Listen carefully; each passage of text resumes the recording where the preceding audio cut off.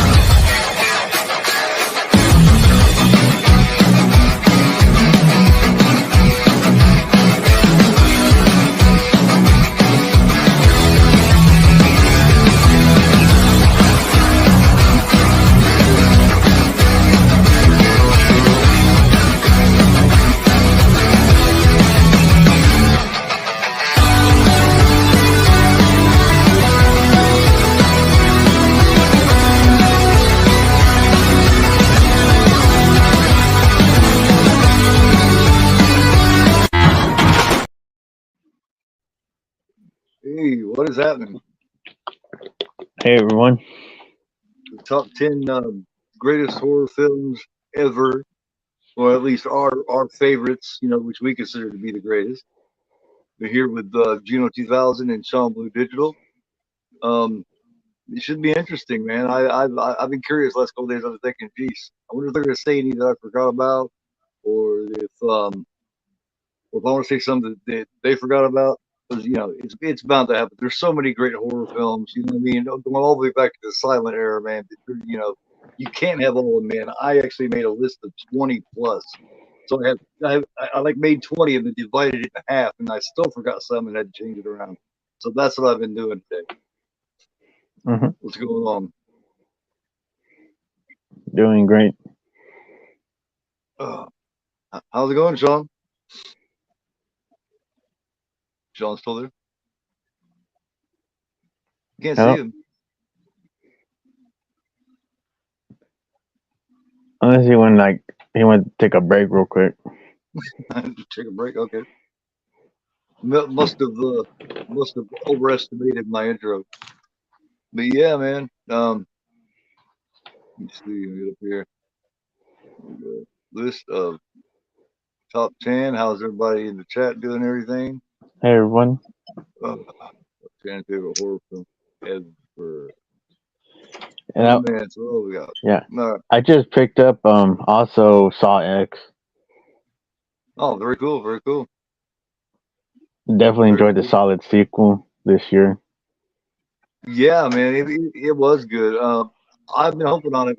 Back when me and Knight were doing Mad Horror for All back in January, February, we were discussing this film and the return of Shawnee and Tobin. So you know what I mean. And I love how it took place between part right around part 2, because she's got that same haircut as she had in part 2. Yeah. You know, when they reveal that she's actually joined up with him. So yeah. Hey, what's going on here? We got Ninja, we got Jen, we got Jason. What's up? Jay. How's it going, Jay? Off to work, terrible timing. What's up, Jen? You'll have to check back. What's going on, Jen? How you doing? Do you have a list made out, Jen, to go along with us? Anybody that has a list too, go along with us and tell us what yours are as we go. Mm-hmm. Wait a minute here, see who all wants to jump in and jump into the chat and everything. But how's it going, man?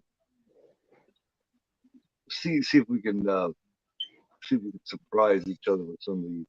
I'll just tell you right now, some that didn't make my top 10 that people may have thought was going to make my top 10 was shit like Carrie, Scanners, The Fall, Pieces, Phantasm, Humongous didn't, believe it or not.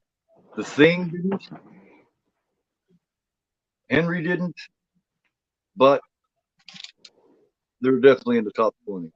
What honorable mentions do you guys have? Oh, do you want to? I wasn't sure how many we were doing with honorable mentions, but I have at least one here. I know that. I have like 2. However many, I just think off about 8. I have like 2. and that's just ones that I could think of offhand. What are yours, Juno? Well, so we can go real quick with the honorable mentions. My first honorable mention is George A. Romero's Day of the Dead. Wow. Okay. This movie is gory as hell and by far the goriest zombie movie that I ever saw.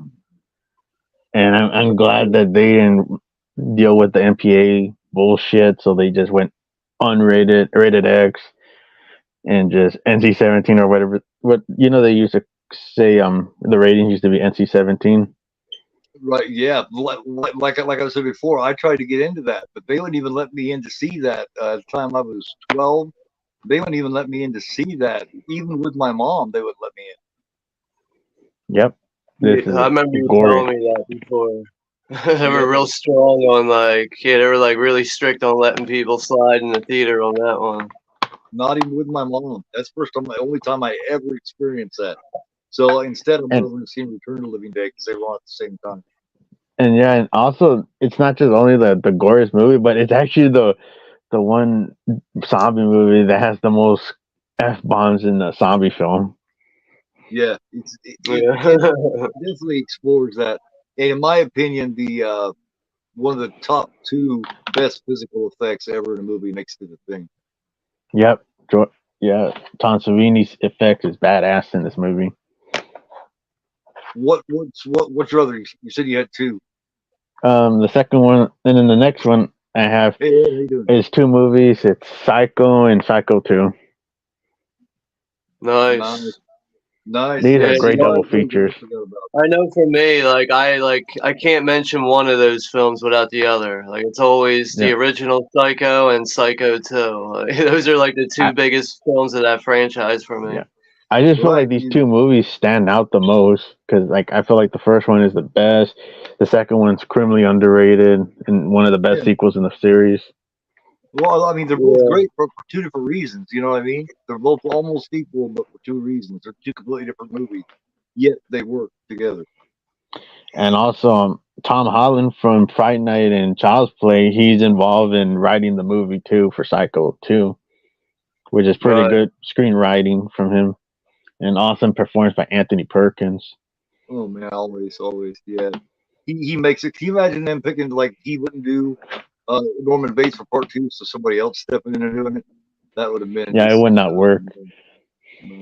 When I saw Psycho 2 at a young age, and I got to that scene when he's getting stabbed in his hands towards the end, remember he's blocking and he's getting stabbed in his hands. Oh my god, it used to freak me out so much. So and much other shit too. When they find what's her name? The no, not her. The one mother. Remember, she's bitching. They let him out and everything. I forget her name. Right? Did you just say her name? Verma Miles or something like that? Verma Miles is her mom in the movie. Yeah, but when they find her dead body under the coals and everything, I remember that at a young age. I was like, oh my god, that shit freaked me out when I was a kid. That was a great kill, man. The stab through the mouth. Yeah. Originally, Housewife Cemetery.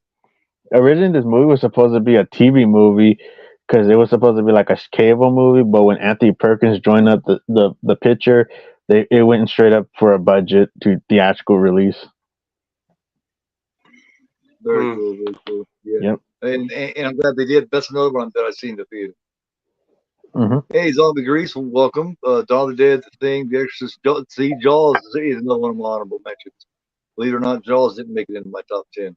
What's your honorable mention, Sean? Yeah, I have one honorable mention here. This was on my list, and then it bounced off. But it would have to be the 1995 film 12 Monkeys.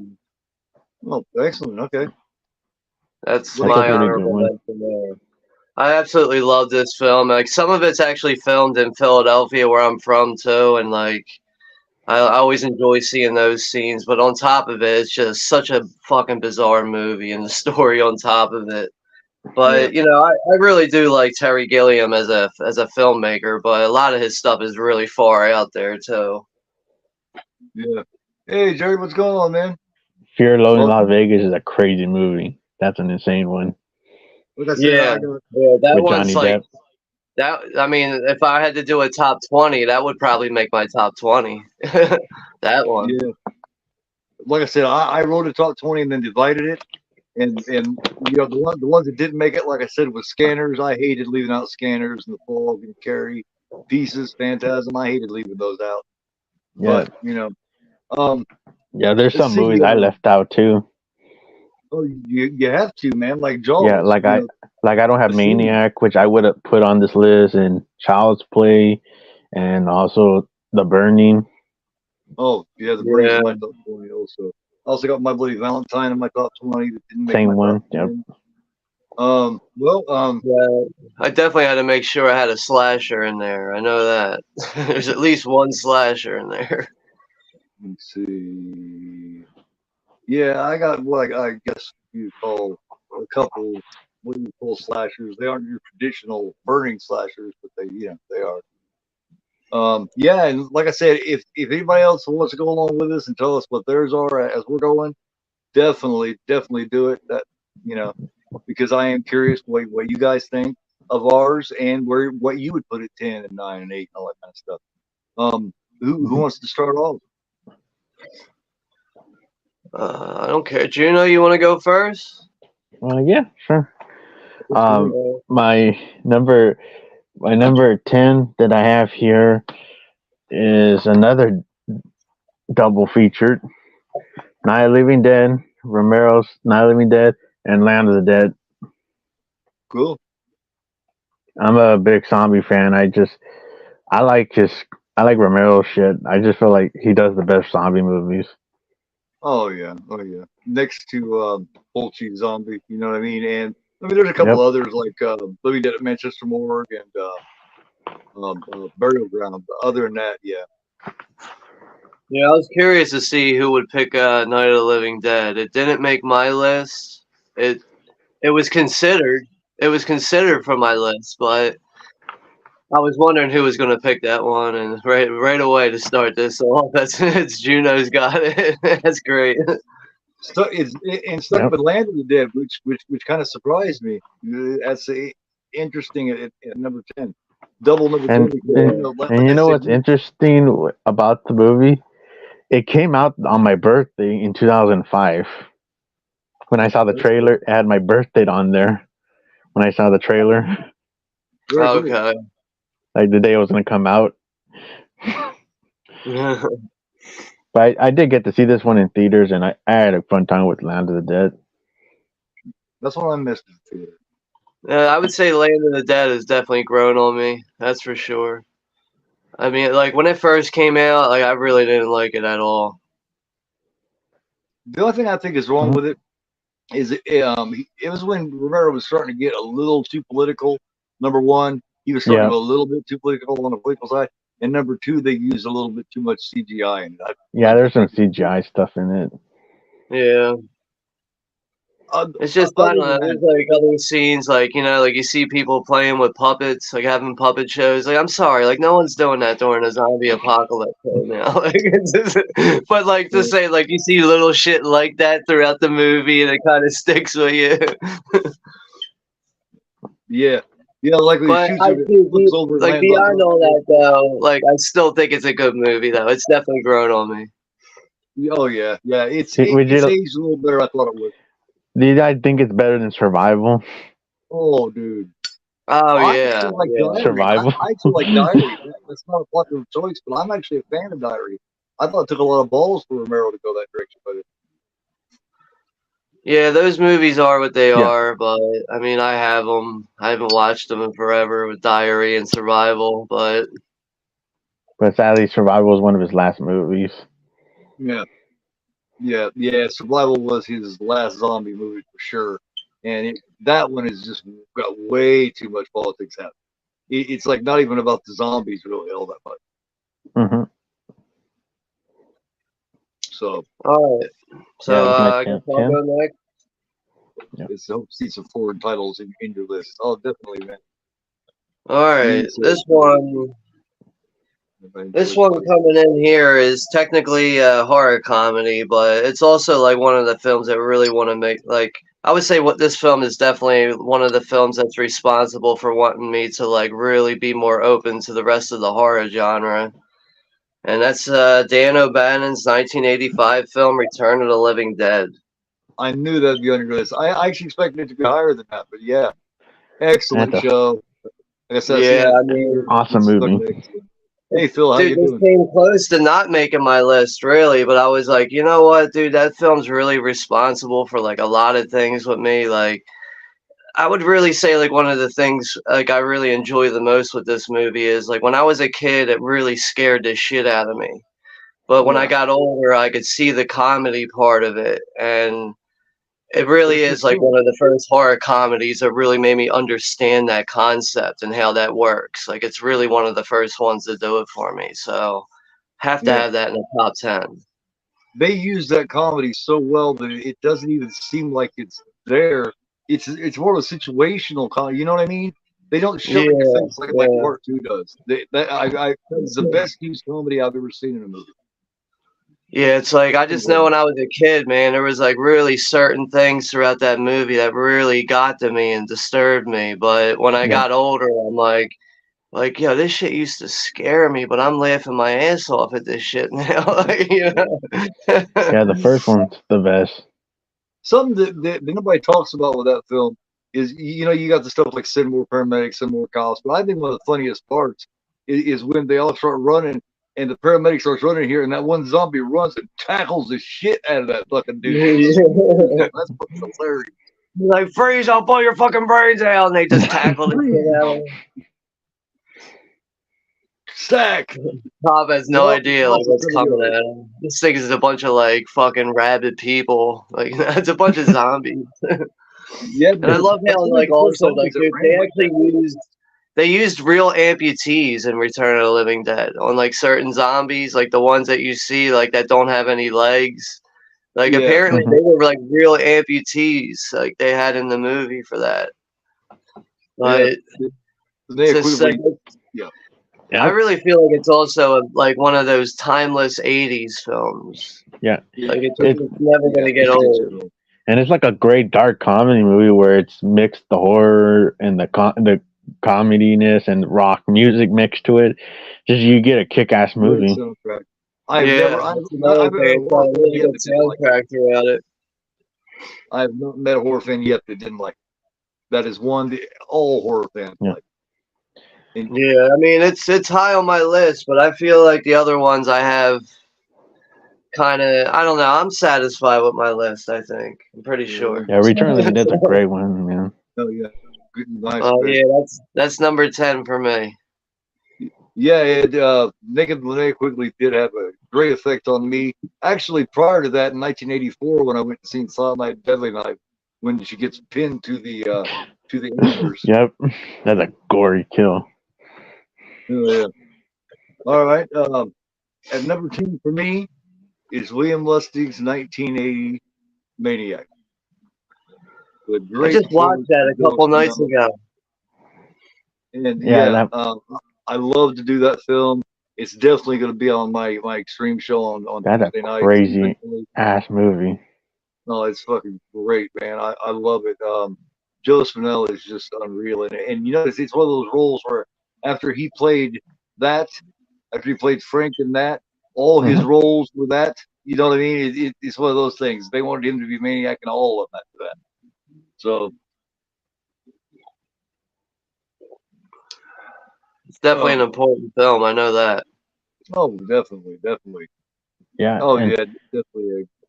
And it's very eerie too when you just have this creepy soundtrack, and especially the scene when he kills Tom Savini. Even though it's a gory scene, it's still creepy when he's like stalking around the car and stuff.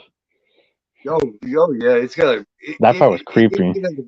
It has a great atmosphere to it too. You know, somehow it mixes gory kills, atmosphere. It mixes a lot of great elements that makes it a classic all time. The remake's good too, but they're like two different things. So yeah, the remake is pretty solid. It is, but it's I love how they made it a completely different thing. You know what I mean? If you're gonna make a remake, you know, make it loose to that point. Make it like it's a remake, but don't, you know what I mean? Don't go too far over here at at the same time make it your own. Yeah, like they did that mistake with the Psycho remake, which was terrible. Yeah, I don't know what they were thinking with that. I usually try not to even think about that movie, but when someone brings it up, I'm always like, what were they thinking with that movie? Like, it's always the first thing that comes to mind. Yep. Yeah, most remakes are like that. Like that's something I want to do too. On Mondays, I kind of want to do like a top 10 and that type of thing. I don't want it to be another watch along. I want it to be its own little thing. And I would like to do like a top 10 remake type thing too. Yeah, that'd be cool. So I think that's something that the three of us can do together now and then. Because people like, they like to see the three of us do shit, so that right there would be an interesting thing to do. Yep. All right, man. What's your number 9? Number 9, I had to go with Stephen King's Silver Bullet. Interesting. I knew you I grew up with this movie on VHS. The one weird thing that when I watched the VHS, they cut out like 2 scenes of them in the movie. Really? Yeah, What? it was like a weird thing on the VHS where they cut out like the scene where the bar guys are arguing or something, and then there's another scene where they cut out, which was where Grady's dad is looking for him. Yeah. Before it shows the bloody kite, it has those scenes were cut out in the VHS, which was weird, but they were on the DVD. Well, I seen that at the theater also, and I remember everything being in that. I don't think I ever seen it on VHS. Yeah, it was like weird because I was watching the DVD one day and I never saw that scene on the VHS. Wow. Yeah, it was weird that they cut those scenes out. Hey, spicy 4K action. Yeah, but Silver Bullet is one of my favorite werewolf movies.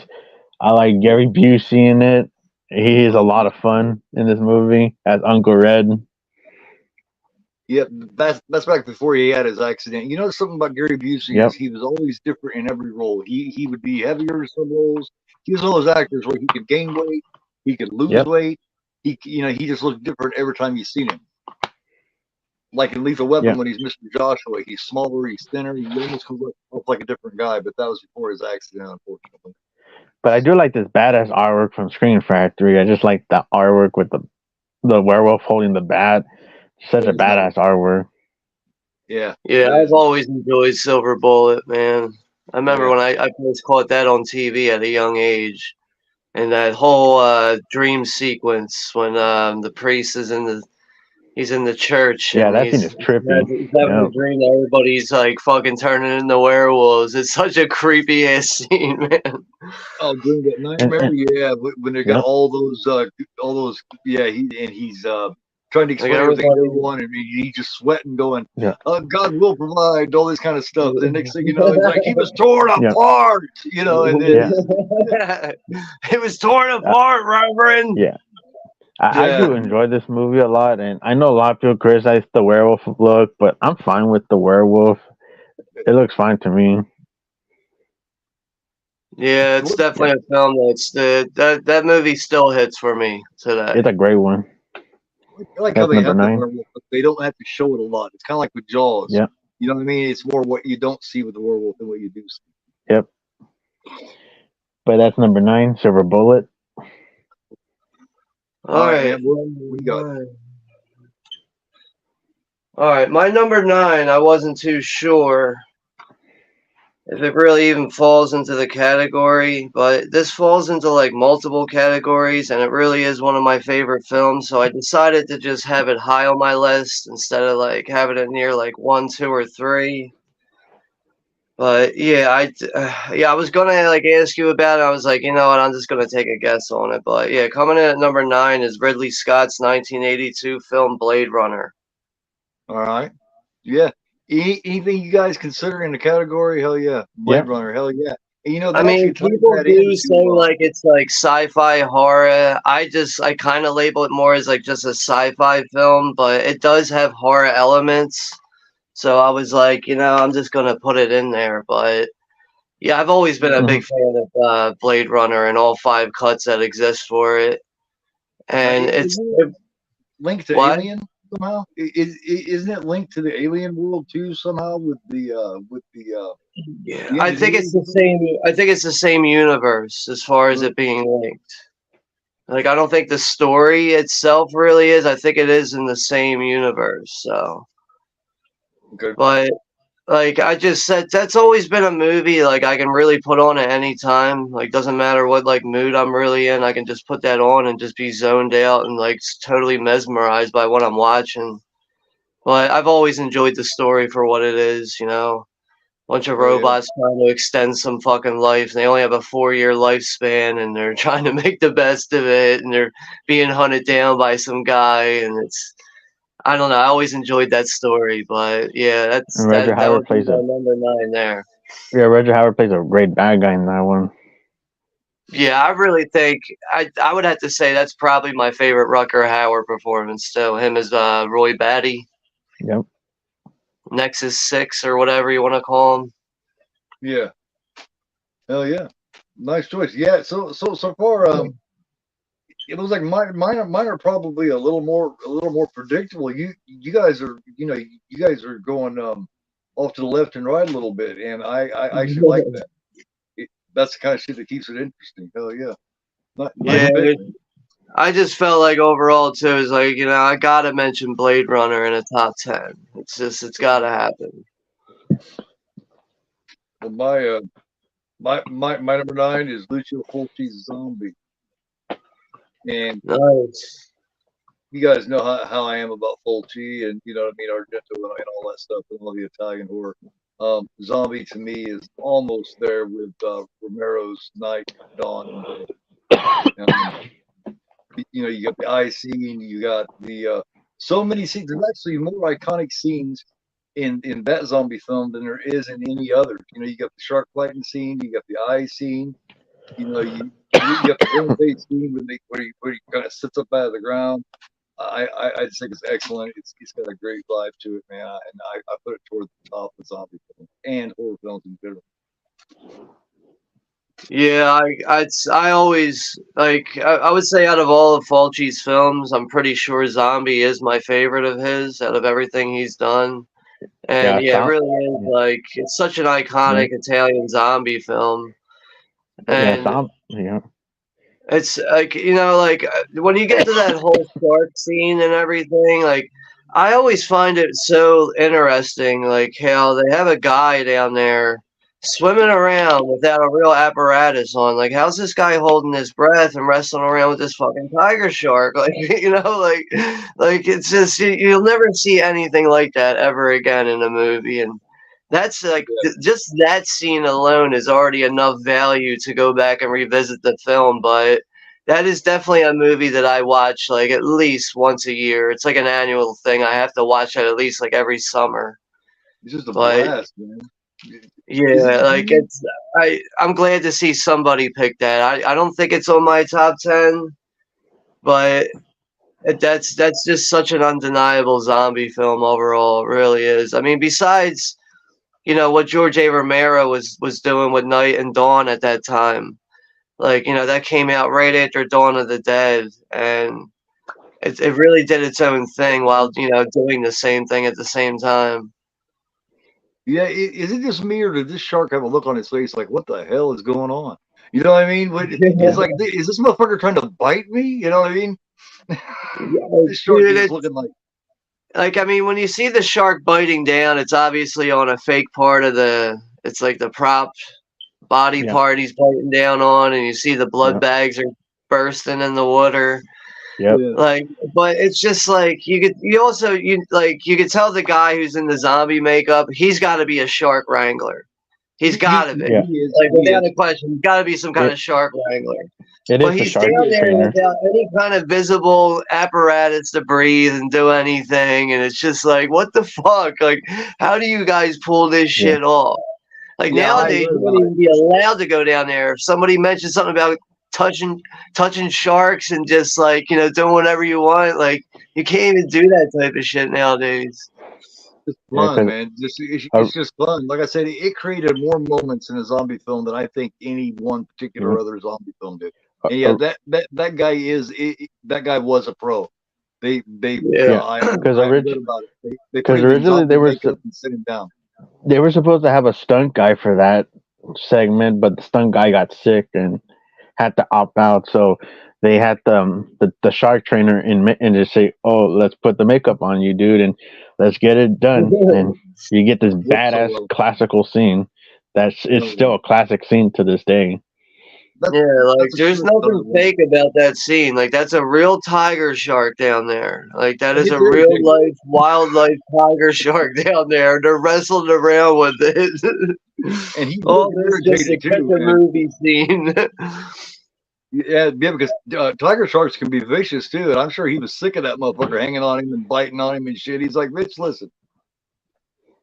Yeah, it's definitely like I just every time I get to that scene when I watch Zombie, I'm always like, what the fuck? Like how'd they pull this shit off, dude? And the splitter scene, man, he's done so fucking well, man. The tension in it and how long it takes, how slowly she comes into that splitter, and then it slowly shows it going into the. I remember seeing that. I must have been 13 or 14, and I was like, oh fuck, because it hurts every time you see it, because that's the last thing you want. No one wants anything fucking with their eyes. Yeah. It Yeah, is that's a like I mean, badass scene. Fulci does a really good job at selling that from the slow motion build up to when the piece breaks off in her head. Yeah, But like Yeah. that's a scene I always find so funny because all she has to do is turn her head and she won't get poked in the eye. yep. She seen it the whole way coming. She looked right at the whole way coming. And it's like, damn, do something. Yeah, right. Like That's you can just the turn your most head a little glorious bit to scene the left, ever. you'll be all right. but besides that, not looking at it realistically, looking at it for what that scene is, it's fucking graphic as hell. And also props to the zombies that are in the movie because after they kill the Wormite zombie, they have the zombies coming out of the grave, like out of the, and then they're in full makeup. I'm like, that is such a badass scene because they know they're killed and they're coming out, and then the music starts hitting in. Yeah, Like that's when the music kicks back up again. That's actually like the beginning of the third act. If you look at the movie in 3 acts, like that's the beginning of the third act right there. And they're literally buried under real dirt. Yeah. They'll just start setting up and shit. Worms and shit are falling off. I just love the attention to detail with that. How they sewed the fucking the worms and shit in there. Yeah, they look creepy as hell. It's probably got the creepiest vibe to me. Maybe next to Living Dead at Manchester Morgue. That one's got a creepy vibe too. It has such a mysterious opening too, with the whole, the zombie on the boat and everything. It's like, how the fuck did he get there? Like that's like the first question I was asking when I first saw that movie. Was like, how did that zombie get on that boat? Like, how did he get to this point? Like, that's what made me want to keep watching. Was the opening of that movie? Yeah, it was so mysterious. Yeah. The only really large, overweight zombie I think I've ever seen. Yeah, right. Besides, well, there is I think there's one in Land of the Dead. There's a couple. And also in Dime. But that's a standout one for sure. Like probably the first one on screen, actually. Yeah, there's one in Dawn as well. There's one on Dawn, that falls into the. That's right. That's right. There is that wishing fountain. Yeah. He just wearing a pair of shorts. He just kind of slides into the water. Yeah. It looks like a pool. I know what you're talking about now. He's got like a beard, long black hair, I think. All right, man. Well, what's your number 8 then, Juno? Number 8, I have to go with Salem's Lot. Wow, cool. Okay. I always enjoy this movie. That's got a scary ass scene in it, man. The first kid that comes, the little kid that comes and scratches at the window, and then what's his name, Jeffrey Lewis, that played Orville and Every Which Way But Loose, when he's sitting in a rocking chair, teacher. That was creepy as hell. Yeah. Yeah, we did a top 5 Stephen King adaptations with some other people, and that made my top, or was it the top 5? I forget. It was either 5 or 10, but it still made my list. Like that's how much I still hold that film in high regard. Man, this is a made-for-TV movie too. So I mean, made-for-TV. Yeah. Toby Hooper did. To me, Toby Hooper is so underrated, especially for. He is underrated. Yeah. It's a shame that he didn't get his credit for Poltergeist, but apparently he got taken off of the film because it was too scary what he was doing. Yeah. Yeah, I got my own feelings about that, but I'll save that Like discussion apparently, for it's one of those rants. but apparently did that- Spielberg showed up and was like, "Nah, this is Yeah. all too scary. Like, we need to fix this." And I know they did an documentary where it's kind of like I think it's on YouTube now, but it's the one that Steven Spielberg does not want anybody to see, but it's pretty much the truth about it. Yeah. He just wasn't a PG type director. Yeah. Toby Hooper wasn't. And that's what Spielberg was looking for Poltergeist. So all right. What about you? Yeah, Salem's Lot. All right. So what about your number 8, Sean? We're on number 8 now. All right. And coming in number 8 for me is another Ridley Scott film. Grew up on these movies. Definitely can't do a top 10 like this without mentioning this one. And this is Ridley Scott's 1979 film, Alien. Excellent. Classic. Excellent. Yeah, I the like the original first movie. Alien, man. The original one's Like, terrifying. I still think to this day, like, I mean, I know the film like the back of my hand. I know a lot of people are huge fans of it, but every time I watch that movie, it still finds a way to tick at some kind of fear of claustrophobia. Yeah. Like, I'm always like I'm familiar with what's coming up when I'm watching it, but sometimes I'm like reminded by it, like, oh yeah, I kind of feel claustrophobic right now. I forget, like, sometimes I forget how much, how effective Alien can be in that aspect. It's like, sometimes when I go back and watch it, I really forget how effective the whole film can really be. And once it gets down to that final point of when, you know, the aliens really starting to pick people off, like right after, like, when Dallas gets killed in that dark tunnel, like, that's when, like, you know, the movie really starts to get serious. Like shit hits the fan. Yeah, yeah. I mean, Like- you could say it happens at the scene when the alien comes out of the guy's chest. That's, like, you know, a very iconic moment too. But I think that's really when the movie, like, kicks and, you know, takes off and really, like, you know, like, that's the point in the movie for me when I realize I'm scared, you know. Yeah. But yeah, I've always loved the original Alien, and that comes in at number 8, man. To me, that it has a slasher element to it because when he starts picking them off, he starts picking them off one by one, kind of like a slasher would. You know what I mean? So that's the one slasher element that it has. And to me, it has this great tension. And like you said, the claustrophobia of, like, the thing. You know what I mean? You're stuck on this. You can't go anywhere. Same thing with Predator. Right. I mean, like, pretty much right off the bat, you're established that you're on this small vessel. You know what I mean? And you slowly start to make your way around and start to see their all the characters in their everyday lives and what they got to do and everything. But I mean, I like all the Alien films very much too. Like the franchise as a whole, without looking at Alien versus Predator, Joseph. like everything all the way up to Covenant. Like, I like everything.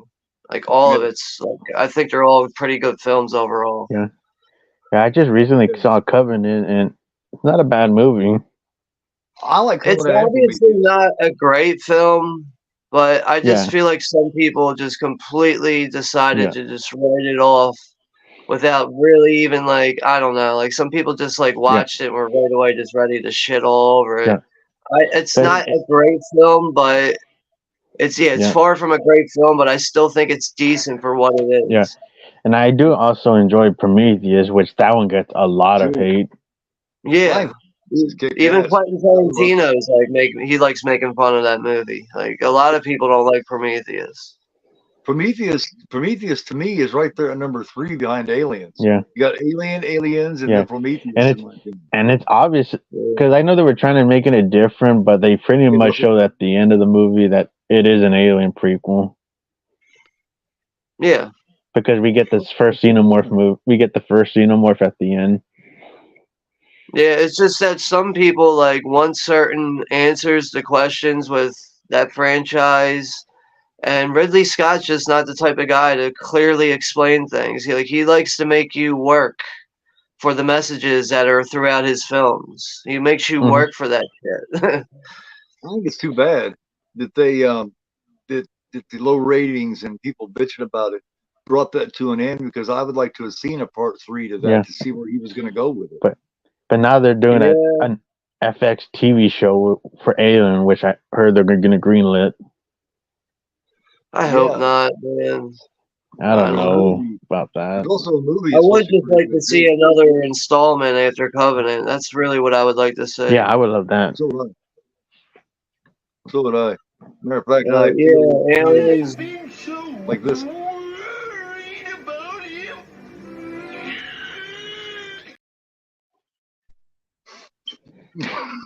That's how I feel about it. All right. And my number 8, I have a double here. I cheated quite a few times. Is also Alien. Tied with Alien is Stanley Kubrick's A Clockwork Orange, which you guys know how I am about Clockwork. I love Clockwork. It's not horror, really, but in a way, it's definitely got a horror aspect. Yeah. And, Malcolm McDowell, I was talking about this, I think it was yesterday or the day before when I did Silent Night. I don't know, since then, it's not that he's a bad actor now. It's just that it feels like every role he does is the same one. It's almost like he's always, but for A Clockwork Orange, he was fucking brilliant as Alex Ballard. Yeah.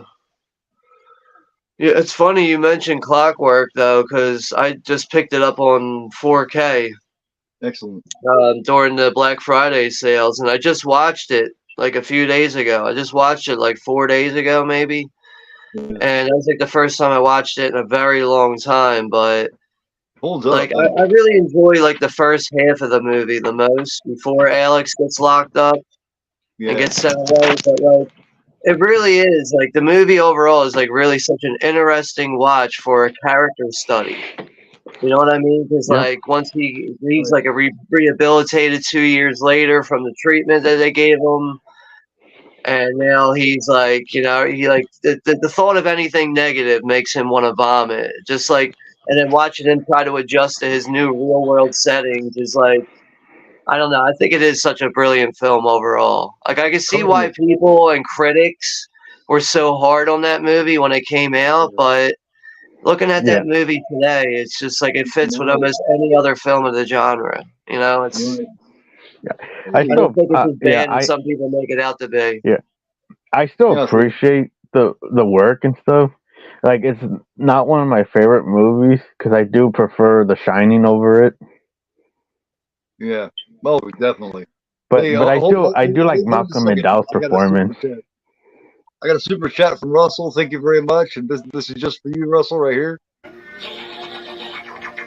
If I can fucking get it going.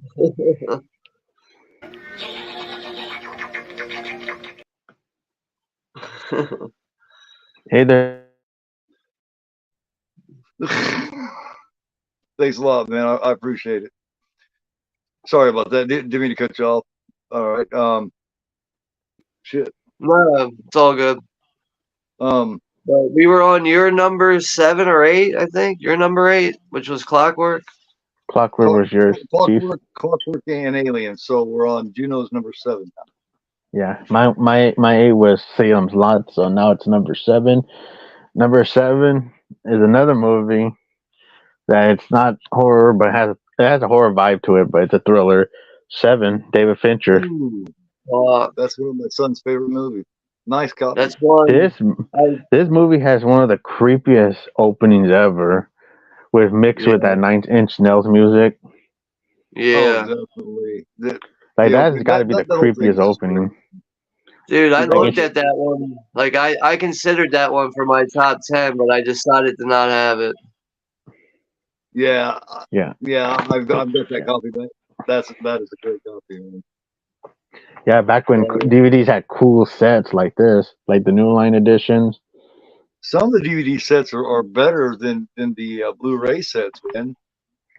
And a lot of times they had cool menus too. I feel like there was more lenticular stuff for DVDs than there is Blu-rays. Yeah. Right.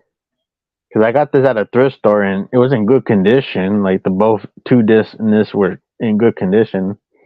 So I You was like don't happy see to get that this. DVD set. Like that's a lot of people don't have that. At least I don't see that DVD set very often. Not for a long time. I've had it for a long time. I have a couple different versions of it. I have a media book, Blu-ray, and then I have that one. Yeah. And But like I this said, movie is that's one of my creepy. 16-year-old's Yeah. favorites. He loves it. Yeah, I enjoy this one. It's very creepy. Number 7. Very, very, very well made. Yeah, Yeah. that's definitely a good choice there. Which is ironic. It's 7, but it's number 7. Yeah, Seven I and number ain't think about seven. that. Yeah. Yep. All right. What's your number 7? My number What's in the box? 7. What's in the box? All right. What's in All the right. This box? was a tough choice here at number 7. It's really tough to pick one film out of this trilogy that I really like the most. Ooh, And this is George A. Romero's 1978 film Dawn of the Dead. cool. So you Dawn of the went Dead. with Dawn as your favorite of the 3? All right. Yeah, it's still pretty much my favorite of the original 3 films between night, dawn, and day. But yeah, that's like I don't know. Like a lot of people complain about the makeup in the movie, and like I see sometimes people prefer the 2004 remake over it, and I do understand like what people are saying, but like I feel like you can't even really compare the 2 films because the eras are so far off. Like one's from the 70s and the other ones are early 2000s, but I don't know. Like there's always been something about George A. Romero's Dawn of the Dead that always like really struck me as a very effective and influential movie. But I really do prefer the director's cut of it, the extended director's cut, which a lot of people seem to have not really have seen before. So I feel like a lot of people are like really missing a lot with the original Dawn of the Dead with it without it's just overall it just seems like a lot of people are not even watching the extended cut. But that's Yeah, really the best and only way to really ever see the movie. I've seen it on the big screen before, and yeah, it really is a top tier zombie movie for me. So that one comes in at number 7.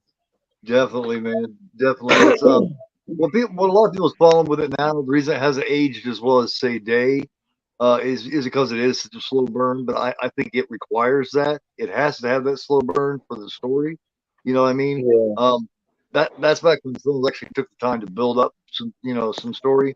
Yeah. And I totally agree. That is one of my top favorites as well. Yeah. The Mall Long version, which is called, that's how it's called, the Mall Long version, which is pretty much the whole extended movie.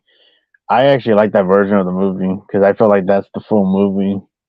It has everything in it. Extended cut is really the best way to go. Like that's the only real way to watch that film. I think it's like 2 hours and like 30 some minutes. Yeah. But that's like the definitive version of the movie where it's like the whole movie. But like that's another thing I really enjoy about the film is the whole mall setting. It's so different than any other zombie film that was coming out at that time. Like there might have been similar effects to Dawn of the Dead and other zombie films, but like nobody was using that kind of setting like in a mall to be trapped in a mall and everything, and you got everything you need right there. And like when it comes down to the 3 main characters being locked in that mall, and you could see that their situation's actually good at one point. Like just watching that whole transition and everything, I always just love that aspect about the movie. Yeah, and it was really the first one to introduce the aspect of outside people coming to fuck up what you're doing. You know what I mean? And introduce that aspect that The Walking Dead went crazy with eventually. Right, and it's Romero's second film in that trilogy, and we didn't really have any. Well, no, yeah, there's no real raiders in the original Night of the Living Dead. So Dawn of the Dead's like, the raiders finally show up and start raiding the mall and everything on their bikes, and that's when we start getting some iconic kill scenes from Savini with the machete chopping the head and. Yeah. You know, all that good shit. So, the dude for but some I reason just like Ken Foree too. Like he's a real strong black presence in that movie. Like he's just a real strong character overall in that film. definitely, yeah. When he got that role, he actually talked to Dwayne that played Ben in Night of the Living Dead. They were friends, and he had told him that he got the role in Dawn. You know, and he told him about George. You know what I mean? Because Dwayne Jones always got along really well with George, and he told him that he would do him well, and they all ended up getting along really well. He was really one of the only ones that was acting. They found Flyboy and um, shit. Fuck the other one. What was the other dude's name? You got Peter, and you got Flyboy, and you got I forget. I Roger. can't forget him. Roger. Yeah, Damn, Roger. thank you. Yeah. Roger. They found them at a restaurant, and they asked if they could, if they could come down and drop for the parts, and he said yeah, and they ended up getting them. So, yeah, see, back then things were different with that, man. yeah, well, that's when he was still going totally independent. Like all the people, like most people that played all the zombies out around the mall, they weren't even paid. They just wanted to play zombies. They just had free food and shit, And it was a real mall, like, because even at the end they had to show the guts, and it's all over the floor. They had to clean that up after the shoot of the movie. They destroyed apparently they filmed overnight. Like they would start filming at like I think midnight, and then they'd have to start cleaning up at like 5 in the morning. When the mall opened, yeah, they borrowed that car from a car lot, tore it up, and took it back. So yeah, lots of guerrilla filmmaking. Speaking of guerrilla filmmaking, my number 7 is also another tie. I cheated a few times. I go a little extreme on this one. I had to, how I am. Last House on the Left, 1972, and Mother's Day, 1980, at number 7. Both I think are just brilliant films. Vinegar Syndrome just released a really great edition of Mother's Day, and you guys know how I am about Last House. I love that whole revenge aspect and everything. So yeah, those two are my number 7. Yeah, those are solid movies right there. I know how important Last House on the Left really is too. Like I actually didn't really realize it though until Arrow Video released that box set with all the features on it and everything. Like when I picked that up and like sat down with all that stuff, there was so much informing stuff on that movie that I really wasn't even aware of. But yeah, that's definitely a classic. That's for sure, especially for independent horror. The original movie kind of gets shit on for some reason, but I thought the original was powerful and great. Yeah. I think a lot of films from that era in general doesn't sit well with some people. Some people don't really I don't know what it is. It seems like 70s horror for some people. It just doesn't hit with some people. Like Alien, like there's some people that don't really care about the original Alien that much, but that's a great movie. Yeah, I always pick it over Aliens. I mean, don't get me wrong, I love Aliens, but Alien to me is the better horror film. Yep, it's like the more darker one. Yeah, it's but yeah, Last on the Left and Mother's Day. I can't say enough about Mother's Day. I'll be doing it tomorrow night. I've got a little thing planned for it, where I'm not doing the documentary type 2 or 3 minutes. I'm actually going to talk about what the film meant to me and how I come to love it and all that kind of stuff, and then I'll go into the watch of it. I think Ike and Adley, I think those two are brilliant in it. I think the one that plays the mother, Beatrice, is fucking great in it. It was made for very little money, but it was really the one that put Troma on the map. And it's a really good show. Yeah, I would agree with you there. Like, it's overall Mother's Day to me is just such a simple and fun slasher. And I just know the first time I saw it, I didn't see the twist really coming at the end. And when that came, I was like, dude, that is such a fun twist because the film is so absurd that it does a good job with keeping your mind off of certain things that are going on. You're trying to comprehend why these two idiots are fucking acting the way they are. And next you know it, you have no idea that a twist is coming because you're wrapped up with these two idiots the whole time. Yeah. Russell says, check out Freaky. Have you guys seen Freaky from 2020?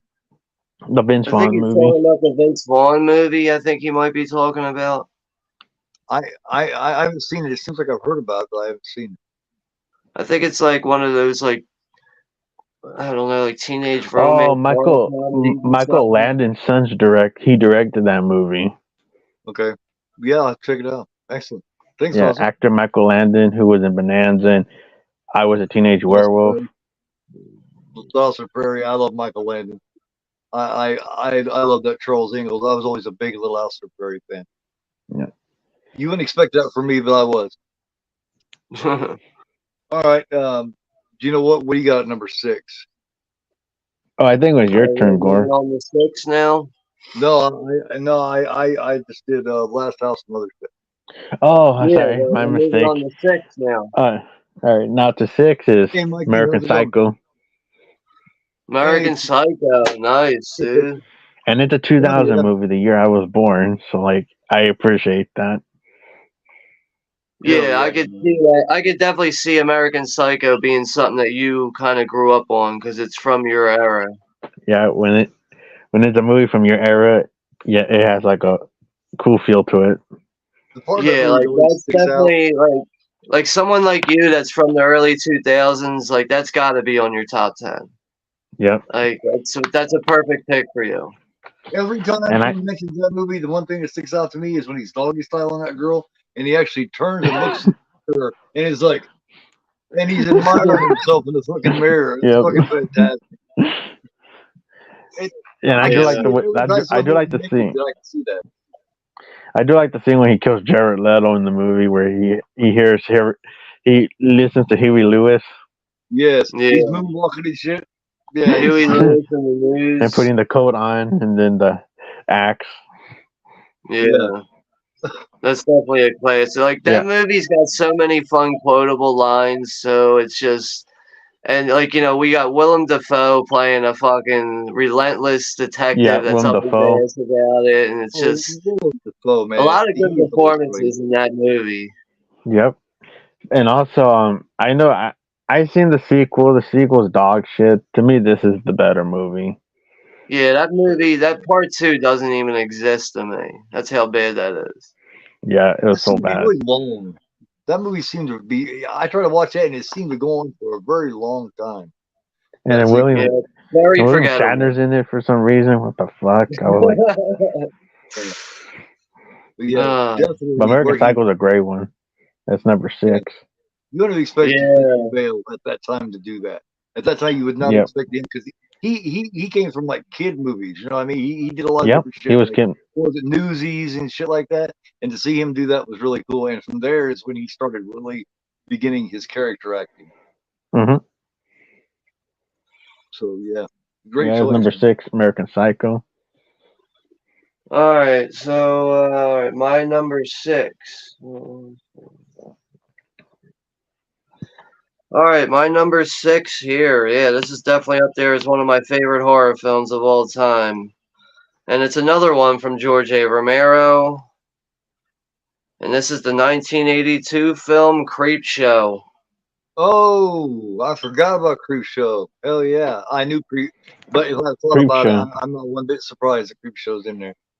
Did you end up getting that Creepshow I was talking about? Yeah. You did up getting but Creepshow is really up there as like one of the films that's easily responsible for a lot of films that I like today. I still think it's the holy grail of horror anthologies. There's really nothing that can beat it out. Creepshow 2 is a good film too. That's a good follow. It's probably where it ends right there though. But Creepshow just really really inspired other things to be made throughout the 80s and the 90s, especially with the Tales from the Dark Side series that came out in that time. And you just saw a lot more horror anthologies being produced once Creepshow came out. But it's got such a good cast throughout it. A lot of underrated actors that you normally wouldn't see in horror films.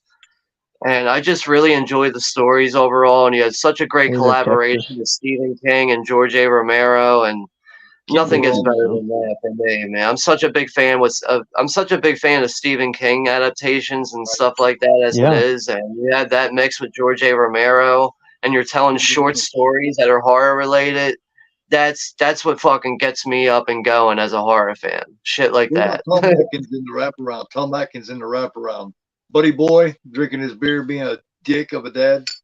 Yeah. Fantastic performance from him too. And I like Stephen King as Jordy Verrill.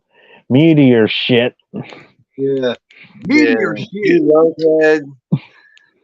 Got cool the damn thing off. I'm trying to think of some lines he says. He's like, you spell that luck is bad. That's B-A-D, bad luck. Jordy Verrill, you nunkhead. B-A-D. Yeah. Jordy Verrill, you nunkhead. Yeah. But out of all 5 stories, I still think the crate monster is my favorite one. Like, it's such a great story of a guy that stumbles across a real fucked up situation with this monster in the box. And he's tired of his wife, who's a bitch, and that basically controls his entire life. Yeah. And he finds a way to utilize the monster to get rid of his wife by basically shoving her in the box so the monster can eat her. But I just love the way that shit plays out in that story, and it's very graphic here and there, but I don't know, man. There's another thing about Creepshow. When I'm watching Creepshow, the opening credits, I just get like a vibe, like, I'm sitting down with a real fucking horror movie. Like I know what I'm about to get here. Adrian Barbeau steals such a perfect movie for me. She is so fucking great. Like when they clap, when he blows her brains out, when he's just imagining it. She was like, oh god, what is that? She says, you're just a little kid. You're such a little kid. Henry, you're such a little kid. She is fucking great in that, man. She's drunk. She reminds me of somebody I used to know. I'm not gonna say who it is, but I like, even when it's not showing her, when the other people are talking, you can hear her in the background fucking running her mouth and talking shit all drunk. And and then she comes up there, and they just got this look on their face, like, oh my god. So she's one of them people in it. Yeah. Like some of the funniest shit is shit you can't see, it's shit you can hear in the background. To me, the funniest shit is. Yeah. That's another thing. Like Creepshow does a good job at juggling horror and comedy, and it has the tagline. What's the tagline again? The tagline is the most fun you'll ever have being scared. So that just tells you what you're getting too. It's like a really perfect tagline for the movie. Definitely set the bar for the anthologies from then on out, Yeah, but there's no way I could do a top 10 without mentioning Creepshow. That's for sure. That's one I forgot about. Russell says, love Willem Dafoe and Antichrist. Antichrist is a good one. Mikey's Morg says, Keith's number 1 is Freddy's Dead. Sean's number 1 is Texas Chainsaw Massacre Next Generation, and Juno's number 1 is Halloween Ends. All right, got money in the pot. Corey Cunningham. Don't even get Juno going on Halloween Ends. I think it's the one person that may hate Halloween Ends even more than I do. Yeah, Juno's number 1 is going to be Halloween Ends. I know it. Corey Cunningham.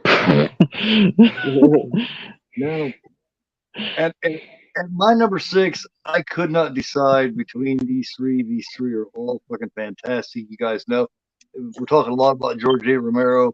I had to go night, dawn, and day all in the same category. Because to me, they're all fucking equally great. Night said it. For the most of my life, Dawn of the Dead was my favorite. But here lately, the last few years, it's been Night of the Living Dead. But I do have to admit that the one that's aged the best is Day of the Dead. Day of the Dead. And they're all fucking great. And now, at 50 years old now, I have to put them all about equal.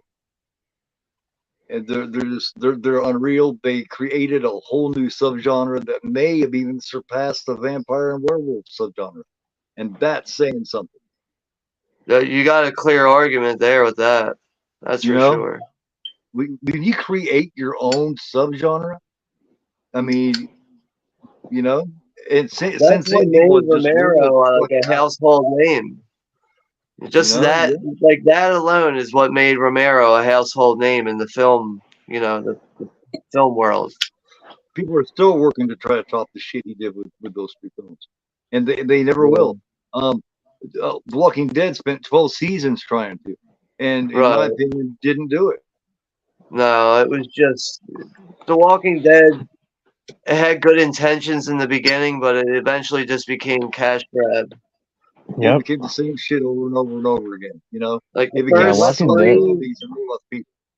I would say the first 3 seasons of The Walking Dead are solid, and after that, Yeah. that's when it kind of starts to spiral a bit. Yeah, the show kind Negan, of got boring and afterwards. Negan brought it back for a season or so. Yeah. You know, that character of Negan, because he's so fucking great, brought it back for a year or two, but then it just slumped. When they made him a hero, a good guy, it completely ruined his character. Yep. Yeah.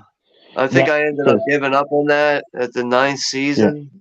Walking The Dead is first, when I stopped watching that yeah, shit. the first season I hated because I hate the fucking governor character. That was like a I like the mean son governor. of a bitch. Like I did well, guy. Just like I I didn't like hated the him, but you know, character because the guy did a good job, and I hate when he killed Kershaw. he's an That was ass, like wasn't he? that made me even more mad. Like you motherfucker, you killed Kershaw. Yeah, oh man, chopped his shit. Yeah, that was nasty. He I sliced him thought in he the was an throat. ass, but I think the most, you know, speaking of The Walking Dead, real quick, I think the most heart wrenching scene being a father is when Negan is trying to make a point and he's telling him he has to chop off his son's arm. Remember, just to teach him a Yep. lesson. And fucking, you know, and he's just freaking out. I was like, oh my god, I could hardly even take that scene. Being a father, I can just imagine. That was so rough, man. They did a great job on that. Yeah. And Jeffrey Dean Morgan's a pretty good actor. Oh, dude, he was made to play Negan. That's the only thing that saved that series for a season or two. There, it saved it for a minute. Yeah. But yeah, I couldn't decide between the three, so I just went with all three of them at number 6. I had to. I could not do it. Yeah, it's definitely a solid, original trilogy as far as zombie movies go. That's for sure. Well, I think that's the last time that I cheat. The rest of them are singles, guys. So I know I'm a cheating motherfucker on this list, but I just love these films so much. I got so much passion for them that I can't help it. But I think my top 5 are all single films. Ninja says The Walking Dead had great episodes sandwiched between poor episodes that were more focused on the people and not the survival aspect of the zombie apocalypse. Exactly, man. It became like a soap opera with the people. Like a nighttime soap opera. And there were some characters that were annoying in some of the seasons. Characters I loved early on, I ended up hating later. You know what I mean? Yeah. Yeah. Was it? That's what happens. Who was the blonde lady? The one that was fucking the governor? Yeah, she was in The Mist.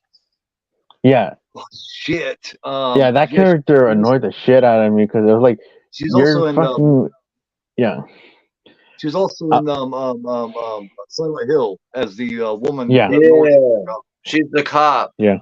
Yeah. Yeah. It's not the actress, it's just the character annoyed the shit out of me in season 3. Like you're going back and forth with Rick's team and then you're going back to the governor. Like that annoyed the shit out of me.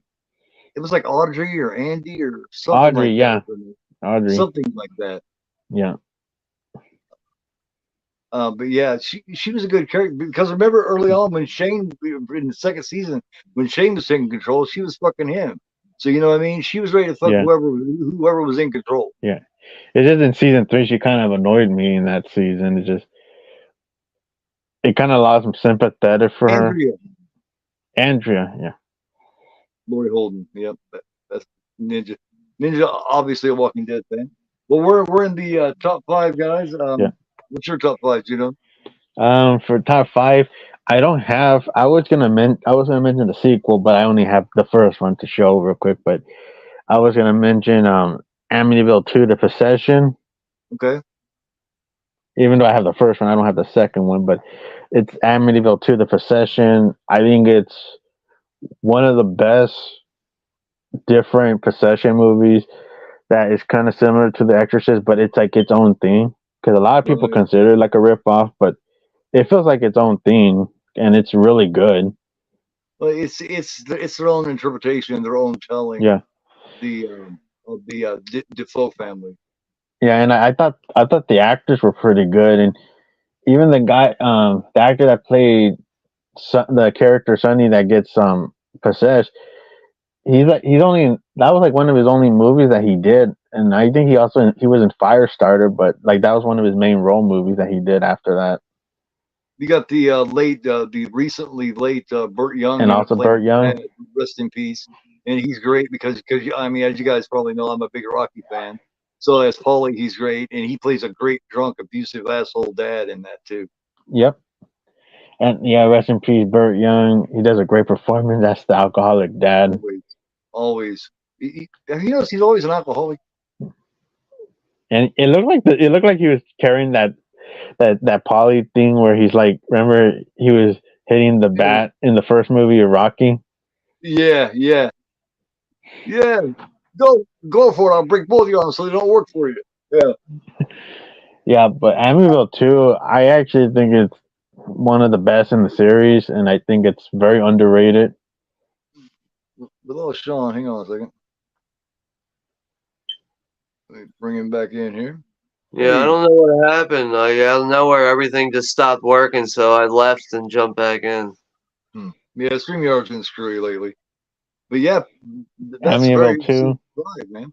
Hell yeah. And I do like that cinematography scene in the, when he's when Sonny's getting stalked by the demon stuff in the hallway.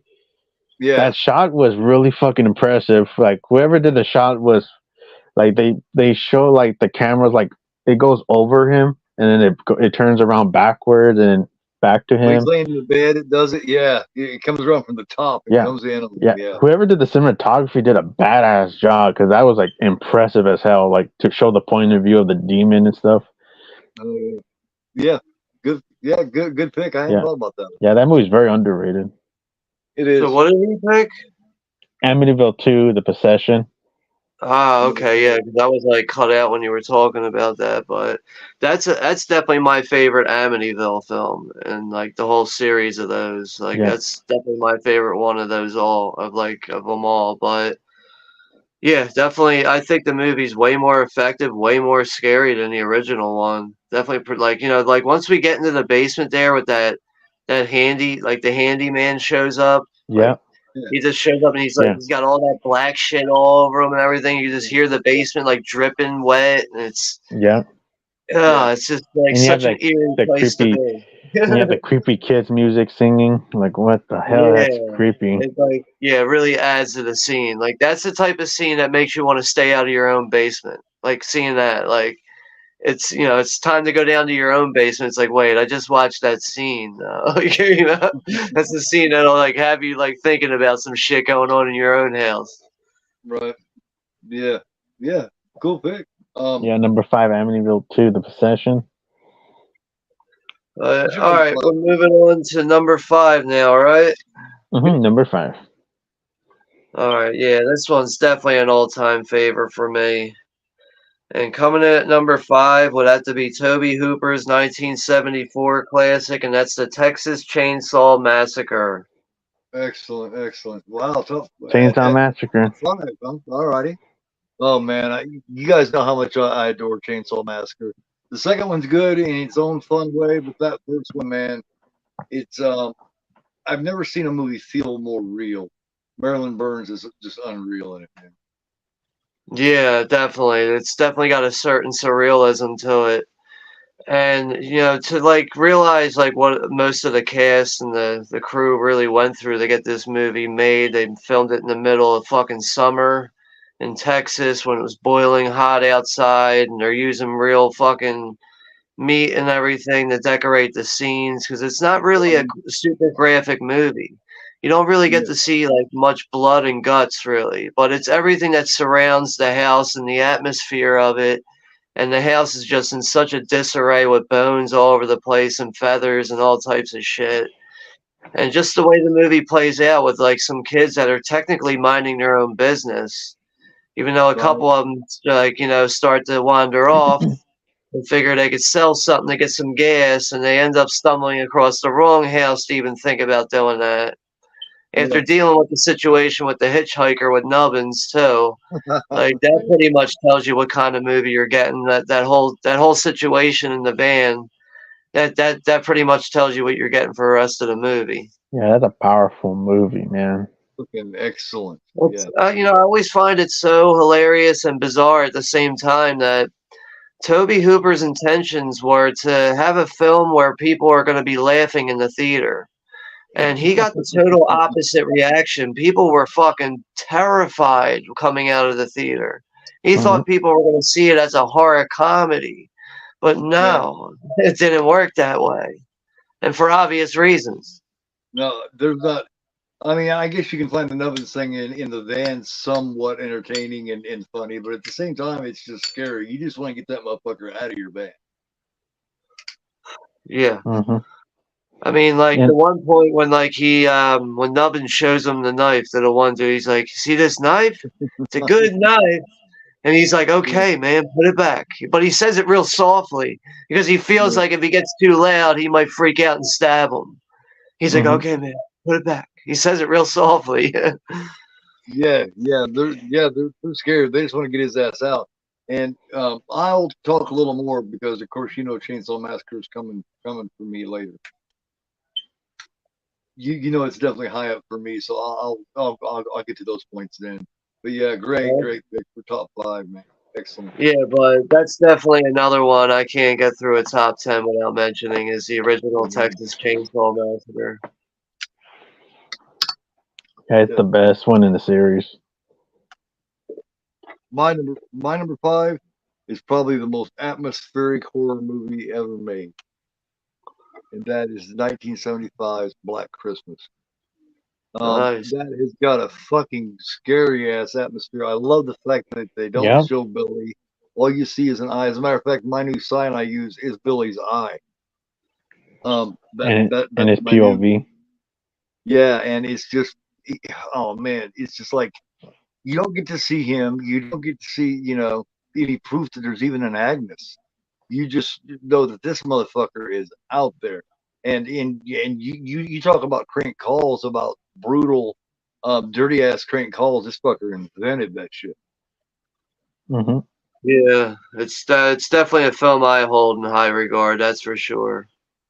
Yeah, it's definitely my top 5. I wanted it to be higher, but damn, I mean, my top 5 is just fucking rough. And like, if you put it like in like the subgenres of like what's your favorite Christmas movies, it's gonna make my list. If it's your favorite slasher movies, it's gonna make my list. Like it can fall into so many categories. So, no, it definitely does. I see. First time I ever seen it, I was over at my brother's house. It's a place I didn't visit often. He's my older brother. He's 17 years older than me. He just passed a couple of years back, but I was over there visiting.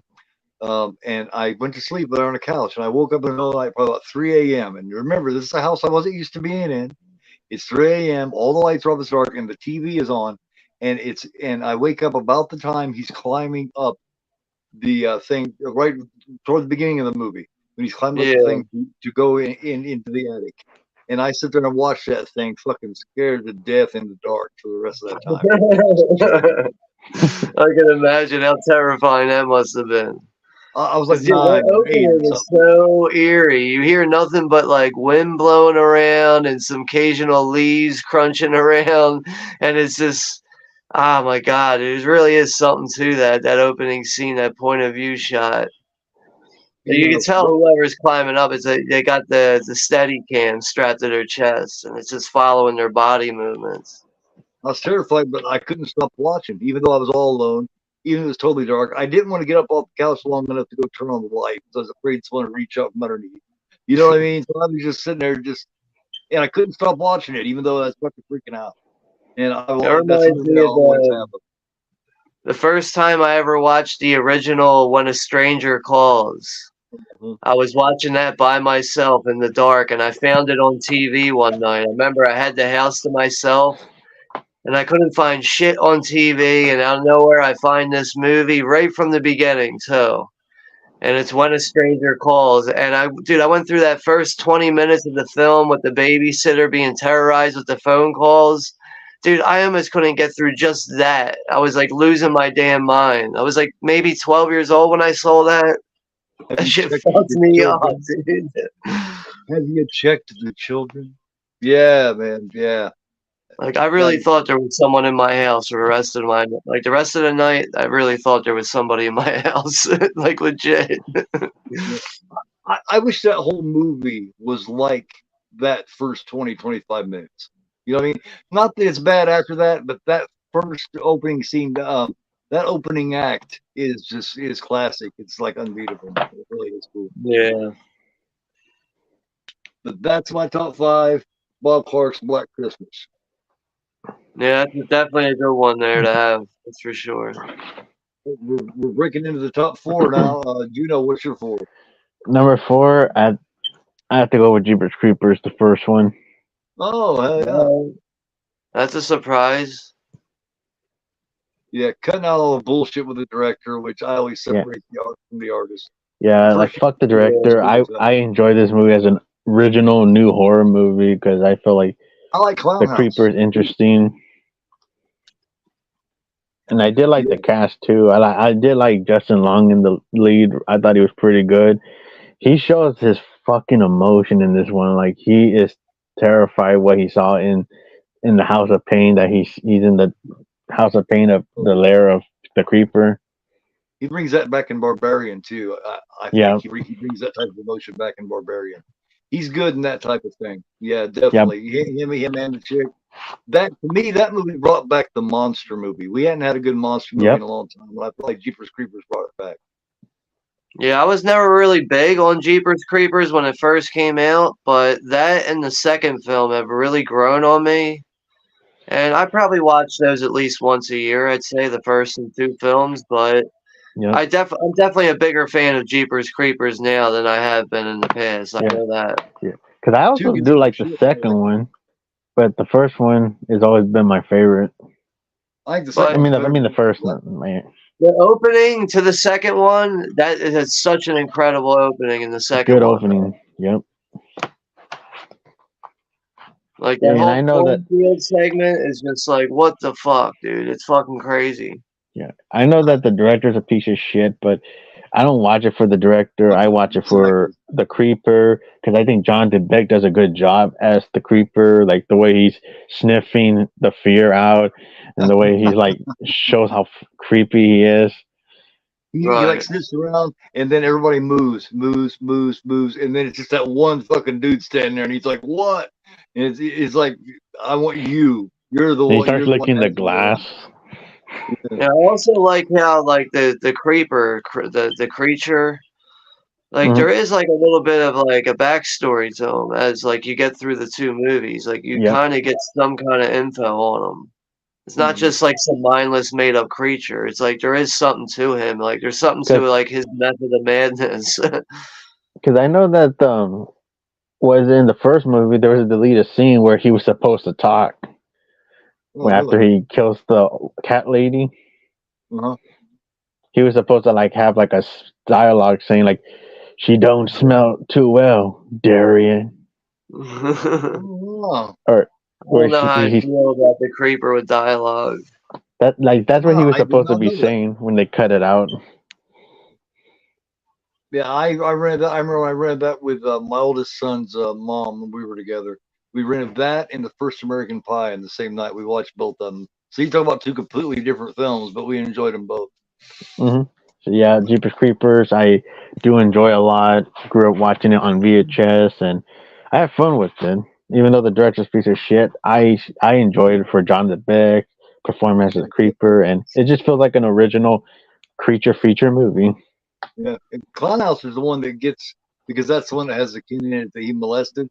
But I enjoy that too. I think Clown House has got a really creepy feel to it, man. That's some of the scariest clowns as far as the home invasion goes that I've ever seen. Yeah, that movie is more like, I feel like Clown House relies more on atmosphere than actually what you get. Like it's more atmosphere than substance. And that DVD is out of print. That's an out of print DVD. Yeah. Because they took that off the shelf. I have that DVD as a matter of fact. Yep. That's one I have. Yeah, I'll try to find it somewhere because a lot of people get rid of their stuff. I feel like, if you're a big fan of horror and you like any like horror movies that have clowns in it, it's a worthy film. You got to be able to separate that shit. If you don't, you're gonna find a reason to hate everything. You know, you got to be able to separate the shit, or every single film that you look at is gonna have some kind of problem, some kind of morality issue that you're not gonna be able to get past, and you won't end up liking anything. Because I know there's some. Like you got to think about the actors. Think about the shit that doesn't come to light, the shit you don't hear about, because there's other actors out there and filmmakers that are doing way worse. They just haven't been caught for it. Like, think about that shit. And we're holding these people in high regard. And that's like another reason why I don't really care for autographs that much. I like actors and celebrities, but at the end of the day, I don't really care for these fucking people. I don't really care what happens to them. Look what happened to that Danny Masterson dude. He got like years for rape. Well, look at Seven, man. Look at Seven. You know, if people that are going to be picky about that, they're not even going to be able to enjoy Seven anymore because, you know what I mean? Yep. Yeah. I mean, like, I understand, like, where people are coming from, like, feeling a certain way because somebody might have did this or that.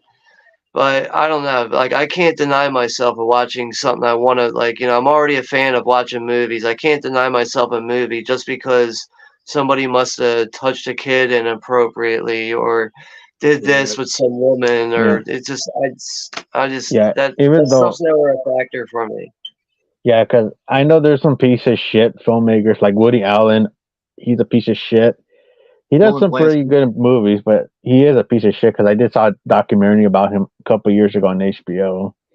Roman Polanski makes damn good films. Yeah. Yeah.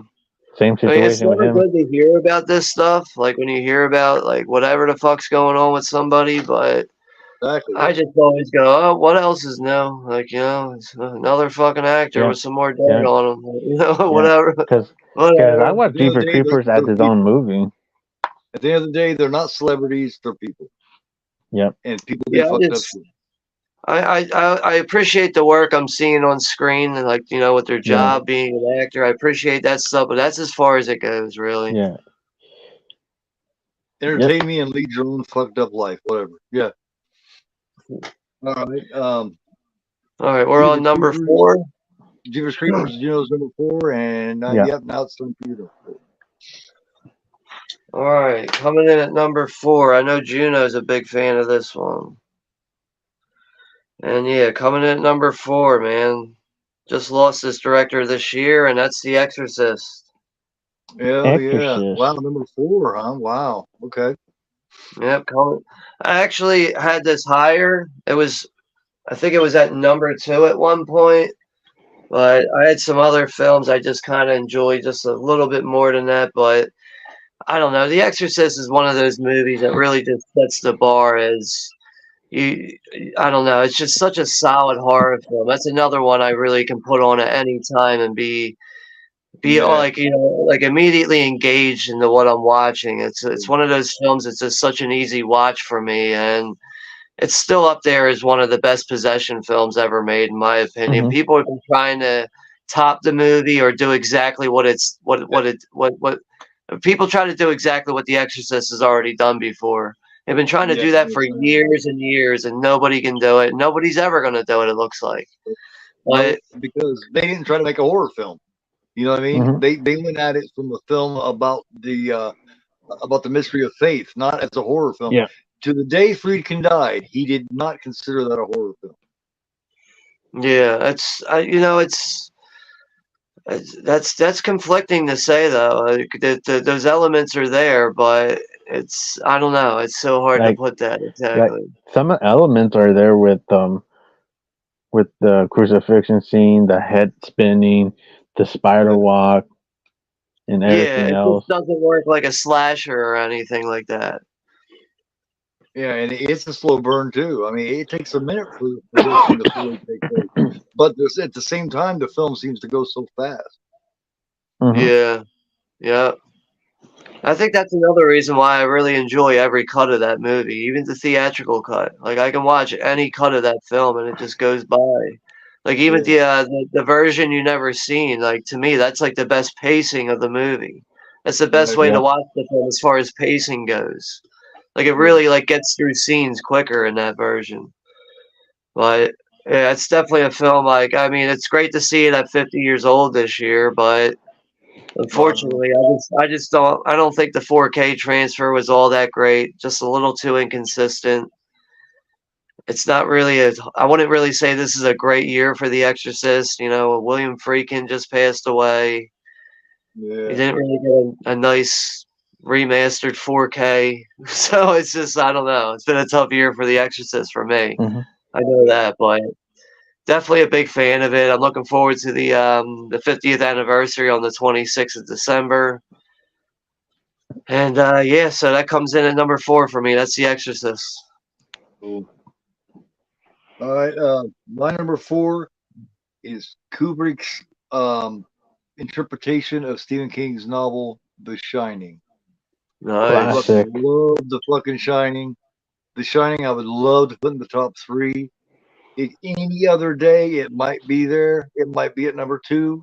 Even some days, it fluctuates. You guys know how that is. But today, Yeah. it's at number 4. I adore it. That's another long ass show that seems to go really quickly. It's fucking very well made. It is the most theorized movie ever made.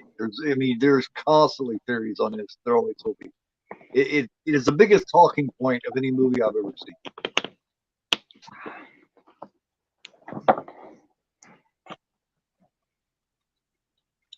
Yeah, my number 4. Yeah, The Shining's a classic, and I know they remade it. I know they remade it because Stephen King did not like, because he has issues with Kubrick's version, so he wanted to redo it, and then he did that mini series, which, like, I didn't really care for that one that much, but King prefers that version. Rebecca De Mornay playing Wendy after Shelley Duvall had, what the fuck? Shelley Duvall was so traumatized in the making of that all of her shit is actually real, kind of like Marilyn Burns. Her reaction is actually real. And Jack Nicholson, they say that Nicholson went over the top. Well, that's because Kubrick was having him do 82 fucking takes per scene. Yeah, I know. Mm-hmm. He's always been big on that, with taking multiple takes of certain scenes. And then use them like the second one. You know what I mean? You have him do 80 takes and then use the second one. I'll be like, motherfucker, listen. That's why when people make a Kubrick movie, they only make one. They only made one with him. You notice that? Not many actors did another movie with him because it was just fucking traumatizing. Yeah, like, I mean, he's had some character actors come back, like the guy who plays Grady. He's in Clockwork, but I think those guys are easier to work with because they're not the main character. You know what I mean? They're just supporting characters. So it's probably easier to work with Kubrick in that aspect when you're not the main character. The only one that didn't get traumatized was Danny. He's the only one that didn't get traumatized. Scatman Crothers, he had Scatman Crothers in tears. Because he was like, what do you want from me? You know, what do you expect? You know what I mean? And that's a man that had been in many movies. He had did the Hong Kong Phooey voice. And apparently Scatman's actually really hard to work with, too. Yeah. So it's like, he had Shelley Duvall in tears. So it's like that movie feels that tension. You talk about that's probably the tension and the atmosphere in that is probably the only one I've seen atmosphere wise that could top Black Christmas. The only one atmosphere wise. Like, regardless of everything with The Shining not matching up to Stephen King's book, like, besides all that BS, like, Stanley Kubrick has still made a good movie, even though it's not faithful to Stephen King's novel. But besides all that stuff, like, the film is still a masterpiece for what it is, and it's nearly impossible to keep up with all the hidden messages throughout the movie, and how you might see some cartoon characters on fucking Danny's wall in certain points, and then you might not see it in this scene. And it might stand for this, and it might stand for that. I can't keep up with everything. I've tried keeping up with it. I got lost with it. Eventually just took The Shining for, like, I just got to watch this movie and enjoy it and stop trying to analyze every Kubrick puzzle. Because he did that shit on purpose. He did it on purpose just to make people think and talk. He knew people would notice that shit. Like at one point when Jack's sitting there on the typewriter, against the wall behind him is a chair. It flips away, and then the next second, that chair's not there anymore. Stanley Kubrick was such a great filmmaker. You know damn well he didn't overlook that. He did that shit on purpose, just to make Yeah. people go, why did he do that? What happened? Oh my god! It was, was it on? He did it Yeah, on like purpose. Just so apparently people he go. was like taking down wallpapers and putting up new stuff in the same exact Yep. scene. Like, you had the cameras right where it's at, and then switch the background. Yeah. But like some of these things happen so quick, and you get so engaged in the story that you overlook these little things that are going on. I don't really understand the whole method to his madness with that shit, really, but He's a weird it's guy, still man. pretty Yeah. amazing to see, like trying to analyze all that little shit. Yeah. But Like the same thing with William Freakin. He didn't want to. He doesn't want to have a shitty movie, so he was very method with his directing and stuff. Yeah, yeah, they just have a vision, and none of us are going to be able to figure that vision out. That was theirs. He knew. Like for instance, there's a scene when Scott McCrothers is on his way back there during that snowstorm. Underneath the truck is a smashed red Volkswagen. Mhm. Well, in the Stephen King novel, that's what Jack and them drove, was a red Volkswagen. So that was him making a point to Stephen King. Look, I've crashed your story and now I'm making my own. Yep. Which I think he did a better job. A lot of people disappoint. I have actually got, back when she used to show dislikes on YouTube, I did a thing where I talked about The Shining, and I said that, and someone gave me a thumbs down because I said that I liked the film better than the book. You believe that? I got a dislike over it. Fucking assholes. But that's also Doctor Sleep. I feel like Doctor Sleep was a really good follow-up movie for not having anything tied to it for so many years, really.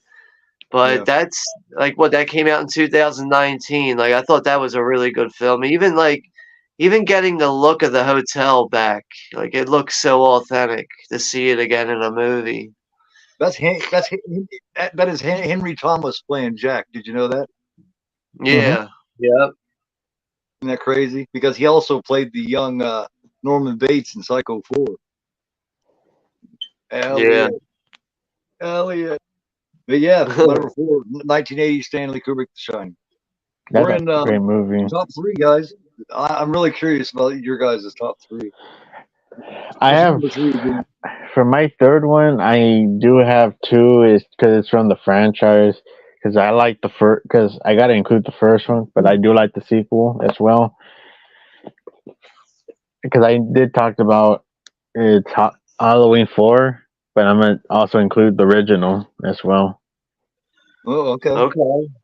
Cool. I had a feeling Halloween 4 would be on this list. There it is, number 3. With the OG, even that's interesting. Yeah, because I was gonna think of doing only the 4th movie, but I wanted to also mention the first one as well, because that started it all. Oh man, yeah. I think it can be hard to really mention any Halloween sequel without mentioning the original. Yeah, because I wanted to mention my favorite sequel and my favorite and the best one in the series is the first one. Yeah, I would agree. Oh God, yeah. I haven't got there yet. Just wait. But yeah, I got to see these movies on VHS, and they were like, especially the 4th movie that introduced me, because that was the first R-rated horror, like first ever horror movie I ever saw. That got me into horror movies back in 2003, and it was like one of those Anchor Bay VHS. Anchor Bay carried that as far as horror films back in the day, with the VHSs, and they were the first ones to start transferring them over to DVD. The only part in the movie that kind of messed up in the VHS when I remember watching it was when he's about to kill Brady in the 4th movie. Yeah, where he crushes his face. I remember the VHS kept messing up, and we had to fast forward that part because the tape would get stuck a lot. The part 4 is the mask. If they'd used the original mask in that, I think it'd have been so much better. That mask, he looks so fucking happy to see it. Because I don't really hate the mask, because I kind of prefer that over the hobo Michael Myers mask, which is half ripped in Rob Zombie's Halloween 2, which I think that's a horrible mask. But all in all, I didn't mind the mask. It's just I kind of wish he would have kept the bandage because it would have been really different. Like give him like a different feel to him.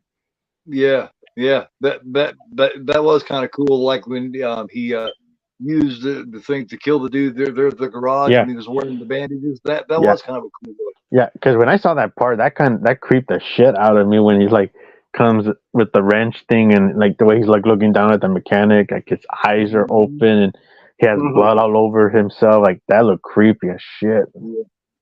That did work. Yeah. No, yeah, that's my number 3 is Halloween and Halloween 4. Alrighty. All right, Sean, you're third. All right, coming in at number 3. This is another big movie for me. This is definitely one of the films that really got me into movies in general, especially at a young age. And I think a lot of people would probably agree with me on this one. And that's the 1975 film Jaws. Jaws, yes. Jaws, the first one. Yeah, the original Jaws, man. Absolutely love this movie. It's an annual watch for me every summer. I'm sure some people would agree with me. They like watching it every summer. It's just truly a film that never gets old for me. It's the first one to really scare the shit out of me. The first movie to really scare me while I'm watching TV. It was the first one to really do it for me. And I just will never forget that feeling I got from being so scared from watching Jaws.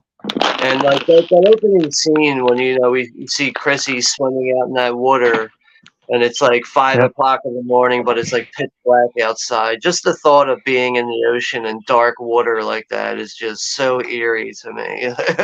Yep. And I still think to this day, like one of like the most fucked up ways to really die is being stuck out in open water. Can you imagine being stuck out in open water with no boats around to help you, and you got sharks in the fucking water? And it's the reason why I will not swim in the ocean. And it was also that scene's in the dark. You're so helpless. Yeah. There's no more helpless feeling than being in the ocean and a fucking great white, 30-foot great white is trying to fucking eat you. I mean, yeah, because you have no idea what's coming from where. You're about to get fucked up by something that's going to hit you like a truck. Yeah. That's just that whole thought. But like, even like, besides the whole thought of like a great white shark, like the acting in Jaws is so fucking good, man. Like between Robert Shaw and Roy Schneider and Richard Dreyfuss, it's such a good trio of acting with those three and how they're butting heads to try and reel in this 25-foot shark that's terrorizing their town. And it's just such a fun. The original Jaws to me is such a fun movie. It's really timeless. It's never going to get old for me. Jaws 2 is a really good follow-up. It's probably the only good sequel in the franchise, really. Even though, I mean, you can say what you want about Jaws 3 and 4. I actually prefer Jaws 4 over Jaws 3. And Jaws 4 is bad. So, but, yeah, it's definitely a troublesome franchise. But the original Jaws really does it for me, though. And it's definitely up there as one of my favorites. And that's why it comes in at number 3. And I do laugh at the part when... I do like the part where they're examining the shark, and then they're like, "What kind of shark is it? A tiger shark? A what?" That part always made me laugh my ass off. Like when the guy said, "Oh, what?" I would say the one scene that really like did it for me, like in Jaws, like the one scene that really like got under my skin and like scared the shit out of me is when the swimming teacher who's out in the little orange boat, he's trying to fucking get Michael. Yeah. Like Michael Brody's in the water and is like his sail's down. He's trying to show him how to fix his sail. And out of nowhere the shark hits his boat and he falls out and you see the shark come up and grab him. And he's not even out of the water yet. You can see him through the water and it's pulling him down. Then you see the leg just drip down last second. When I first saw that, I was like, "Yo, the shark ate him and bit him in half!" Like, oh my god! Because originally that scene was going to be more disturbing than what was shown, but it was still disturbing. I can't believe, like, just based on how that the leg falls to the bottom of the ocean with a little bit of blood coming out, and the movie's still rated PG after that scene. Like, it's just like, what the fuck? Yeah. Did you ever see that deleted scene of it, Keith? Huh? Where that dude, when he gets his leg cut off, did you ever see the extended, like the cut, that thing that it was, they thought it was too dark, so they cut it down, but it was like the stuff that they cut out where he was carrying Michael and stuff while he was kind of, where he was getting dragged by the shark. I think I might have seen something extended before on YouTube for it. I forget. I think the actor was even explaining to it what was cut out of that. It was like where he was, I think he was like getting swum by the shark, and he was carrying Michael at the same time, and I guess it was like, it looked like it was scaring the shit out of Michael, so that's why you could see he's all scared and stuff, and he like blood's coming out of his mouth, like it just looks disturbing. To me, the most disturbing part is when the little Kintner kid gets killed, and he's out there, and all you see is just this water just shooting up with this blood. You know what I mean? Right. And you see the shark rolling, almost doing like the alligator roll with him. You can see the fins flipping. Yeah, I can see the big fin fluing in. You can hear a couple gargles. The kid's trying to breathe. It's like, damn, man. Still shit like that is like, I would say probably the greatest PG horror film, if you consider it horror, the best PG horror film ever made. And it's actually a miracle that it was made. They wanted to show more of the shark, but as you guys know, the shark didn't work. So it's just one of those things where the magic of filmmaking, where little things, when you're a great filmmaker, happen for the best, and it really ended up perfect. Until the last finale is where they finally show the shark, where it's only with Robert Shaw and Richard Dreyfuss and Roy Schneider out in the sea. Yeah. The introduction of the last minute catchphrase, "Smile, you son of a bitch," and then after that, every hero had to say something really cool after that. You know what I mean? Yeah. Yeah, the Jaws is definitely one film that really like rewrote the game for cinema. It really did. It changed all types of cinema out there. Oh hell yeah. Well, yeah, because you just can't match that fear. To me, that is the scariest movie that I've ever seen. Because, like I said, I will not go in the fucking ocean because that I don't care. That can happen. Period. Yeah, Jaws could actually happen to you. Yeah. Great number 3. Yeah. My number 3 is one that we already talked about, and it is William Peter Blatty and William Friedkin's The Exorcist. We already talked about that. It's one of the first films I ever seen as far as horror goes, and it still fucks me up to this day. And for some reason, I seen it at such a young age. I seen it at about 5 years old, and it scarred me for life, man. But I still have to watch it. You know what I mean? It's just true magic. Listening to I was really sad when Blatty died because well, not Blatty, but Friedkin died, because he was my favorite person to listen to in like a documentary. He was so interesting to listen to talk about the making of The Exorcist. If you ever seen that one, let me see. Let me grab this fucking thing. Is so fucking interesting. Leap of Faith. Anyone who has not seen this is a fan of The Exorcist or a fan of Friedkin, watch this. This is fucking great. That's a great documentary. It's mesmerizing. It's mesmerizing to listen to him. Yeah, I'll have to check that out. I still haven't seen it. I've heard of it. Highly recommend it, Sean. That's a great documentary. He's definitely missed. He talks about this in a way that's different than you've ever heard anyone talk about a film. This is done so unique. Yeah. I definitely recommend this, man. And I do like listening to him because he's not fucking boring in that scene. He legit gets you into the documentary. Like, he doesn't slow down. He gets into the story. He talks about his backstory. Yep. Yeah, man. He was my favorite director or filmmaker to ever listen to talk about the making of it, ever. Definitely. Yeah, I know his last film, he did like a remake for some war movie or something, some Navy movie. But the one before that he did was Killer Joe. So technically, Killer Joe is like his last like independent film, really. Mm-hmm. Killer Joe's a great film too, man. Matthew McConaughey is brilliant. Yeah, that is a good one. I got that up there too. Hell yeah, that's a must own. Yeah. If you like McConaughey, which I have since McConaughey talked him into and stopped doing the bullshit.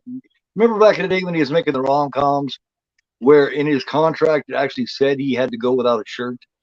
Actually said in his contract he got sick of that shit and started actually playing some character roles. Which I talked to you, Sean, about the first season of True Detective, which I think is fucking great. He is fucking fantastic, and he has showed the first time he really showed what he could do was in Frailty. Matthew McConaughey. Since then, he has been a great fucking character actor, man. Killer Joe, True Detective. Anyone who hasn't seen the first season of True Detective with him and Woody Harrelson, I highly recommend that too. Yeah, I feel like True Detective, the first season, just that season, it's arguably some of the best television I've ever seen in my life. Yes, it's fucking great. It really is. Hey, you ever seen that movie? You ever seen that movie with him and Jared Leto? I forgot the name of it. Dallas Buyers Club. Yeah, Dallas Buyers Club. That one's pretty good. Cool. Yeah, that's like based on a true story and everything. That is a really good story.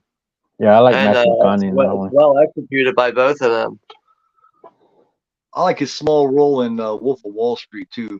But he's doing that. Oh yeah, he does that good role. Actually, I wish he was in that more. Actually, I was kind of disappointed when he wasn't in it longer. yeah. He just brings scenes alive, man. He's just good. I just like it. Since they made you can tell like, I'm putting my shirt on. Fuck all this fucking rom-com shit. He's been a great actor. Yep. Yeah. But, Yep. But number 3, Exorcist. We're into the top 2, guys. Yeah. Number 2. All right, final two. Number 2 was you just talked about The Exorcist. Wow. It's not your number 1. I think I might know what it is. But so mine came in at 4. Mine came in at 4. Yours came in at 2, and his came in at no, yours came in at 3, right? 3. Yeah. Keep came in at 3. I'm 2. That's a cool addition too. I love that slipcover. As a matter of fact, seeing yours like that made me get it. I have that edition now too. I got like 8 of them. Yeah. This movie still holds up. I'll just say that I watched this. I could watch this every day, and I could never get bored of this movie. The version you never seen is the best one. And what people don't realize is it's not the same as the director's cut. The version you never seen, it's got little things on the wall and shit that the director's cut don't have. Yeah, and I think there's like even like because of course they HD'd it because it's Blu-ray. Yeah. So that's also different too. But the thing they cut out was the Pazuzu face, which is missing. Yeah. Which is important. That's cool how they show that extra shit. And when she goes into the bedroom and the lights are out, she shuts the window and she leaves the room. And when she leaves, the Pazuzu statue just kind of shows up on the wall just briefly, just a little bit. Yeah. When she opens the door, when she opens the door and Pazuzu's face flashes, I remember watching it on an iMac a couple years ago, and that used to like jump that made me jump like shit because I was like staring at the screen and that face just appeared that scared the shit out of me. Yeah, I was like, a motherfucker, man. When it the face just because you hear the screech of the door open and boom, the face just flashes. Yeah. But yeah, Exorcist 2 is number 2. I think this movie still holds up and it's a masterpiece. Rest in peace, William Peter Blatty and William Friedkin. Yeah, I can't believe they're both gone.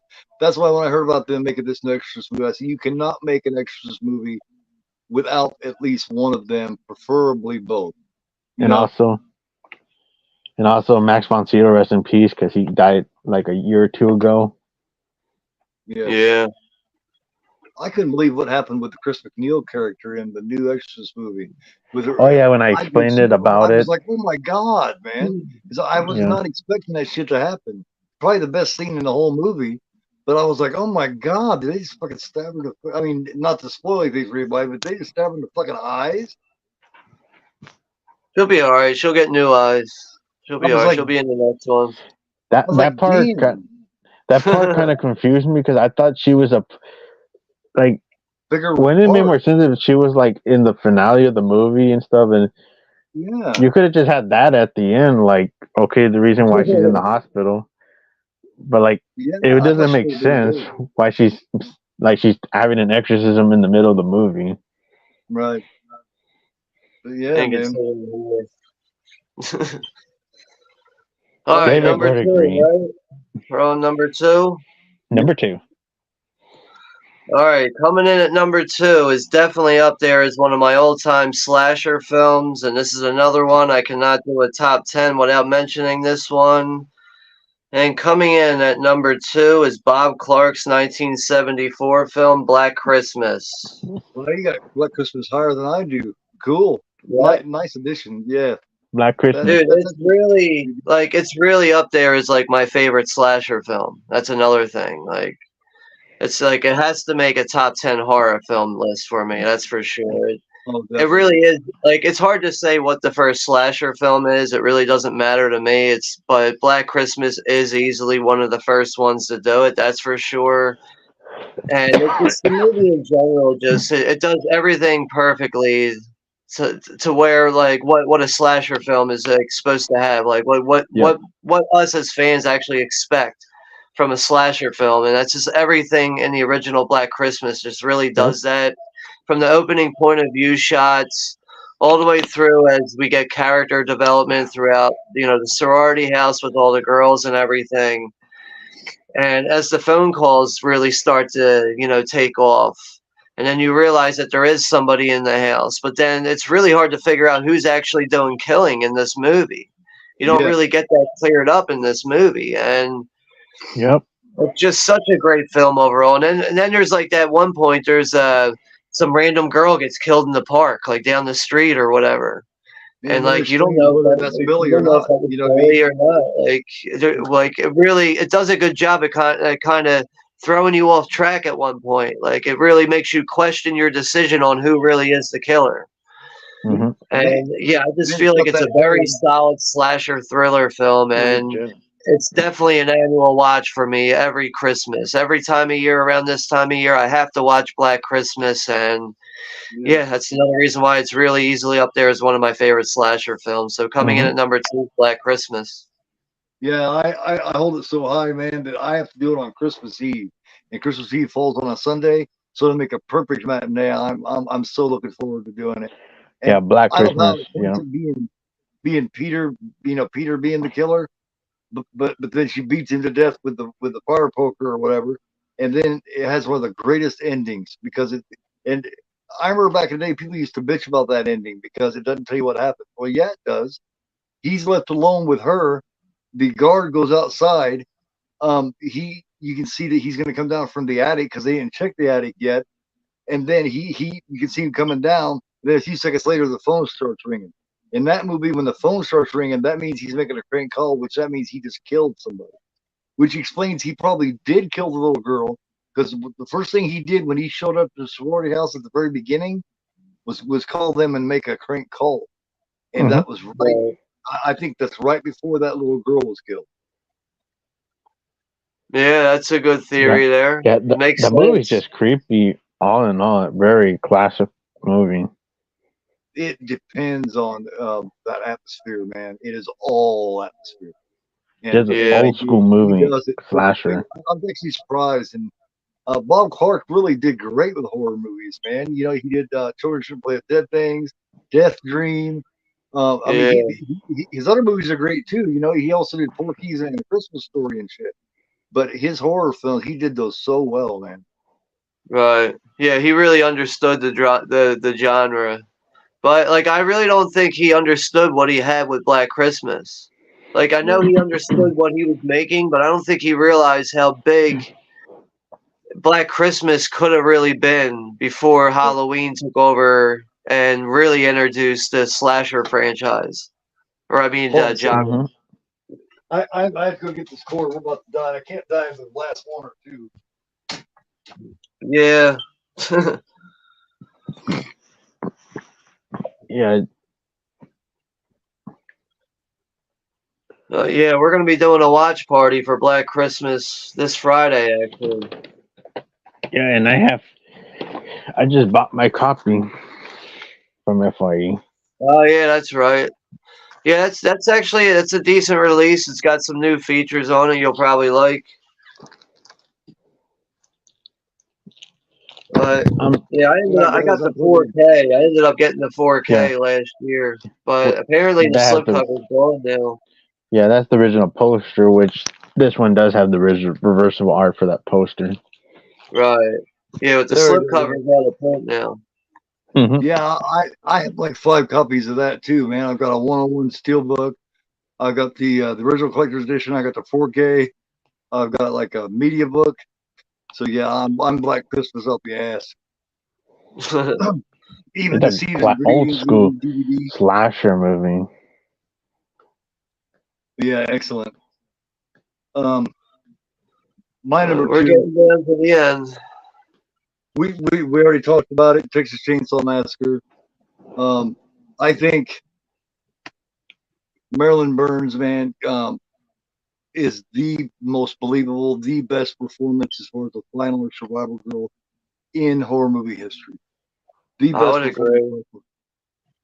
I would definitely agree with that. To me, it just seems so, it's almost like they were having too much fun making it. You know what I mean? It's like the craziness. It's like last time it's just a bunch of screaming and just losing it. Yeah, I don't know how Marilyn Burns really did it with this movie, but I really feel like I know at one point a lot of the actors really got overexhausted, and I think that kind of played a role into some of their points with recording and getting their performances on film at the right time. I think because there is times where like she looks like she's utterly exhausted, especially at the dinner table when they finally wake her up and she realizes that she's still in the house with all these assholes. But it just, there is really something about it. Like, I mean, even when like they zoom in on her eyes and you get those zoom ins on her big green eyes and everything, like she really looks like she's going through some traumatic bullshit. When in reality, she really wasn't. It was just a rough situation to be filming in. That's about all. But I don't know how she pulled off that performance in that movie. That's why in the back of the truck, when she starts laughing and giggling and shit, she was actually doing that because she was happy that it was over.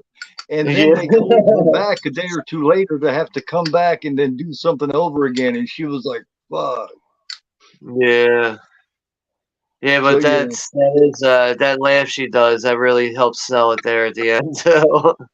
And that was real. So yeah, number 2, the original Chainsaw Massacre. Tobe Hooper, to me, next to Last House on the Left, feels closest to a snuff film or a real documentary type film where they're actually shooting something bad going on that you can get. Yeah.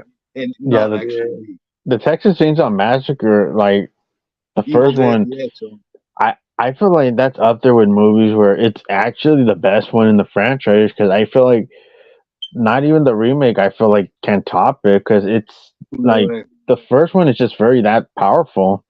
It's like up there with The Exorcist, Alien, The Omen. Like, it's a very powerful film from the 70s. Yeah, definitely is. That's for sure.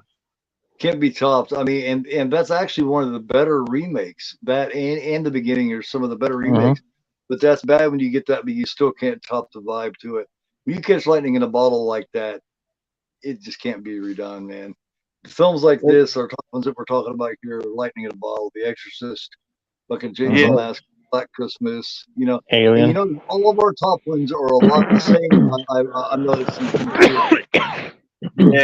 Yeah, I'm noticing that now. Yeah. Well, we're number 1, guys. What is what is your number 1 all-time favorite horror movie? Well, my number one all-time favorite horror movie. Wes Craven's People on the Stairs. Nice. Really? I didn't see that coming. I Excellent. know how much he likes that movie, but I didn't think it was going to make the list at all. Hey, Austin, how you doing, man? Hey, Sean 420. Because Wes Craven is one of my favorite directors, and this is the one movie that I grew up watching one of his movies from on VHS with those Universal Thriller VHS they used to have. I seen it at the theater with my ex, the girl I went to the prom with, her dad, and her brother. And the whole theater was packed with people. Yeah, The People Under the Stairs is definitely it's a big Wes Craven film for me. It's definitely one of my favorites from him. That's for sure. It's unique, man. And that couple, it was the dude that played in Silver Bullet. Him and that Evan chick, McGill, brother and sister, and their lovers, and they are batshit, and they are fantastic. Yeah, apparently they were able to get them together like that because they were like working at the same studio where they were filming Twin Peaks. Right. And when they were like getting off schedule, like they ran into them and were like, yo, just a couple horror movie roles down here that you would be perfect for, the both of you. And that's how like they ended up getting the role for People Under the Stairs because they happened to be at the right place at the right time of filming Twin Peaks. Great pick, and man. I enjoyed. I like this cast in this movie. Even the kid that played Fool, he did a good job. Brandon Adams. Yeah, it is one of those instances where a kid does a good job at carrying a movie. And he was also in the Sandlot. He's also in Laid to Rest. He was a computer geek guy that got the shit sprayed in his ear by Chrome Skull. Yep. So yeah, great pick, man. Yeah, I just love this movie. It still holds up, and it's even like it does have some funny shit in the movie. Yeah. Too old to get tit, too young to get ass.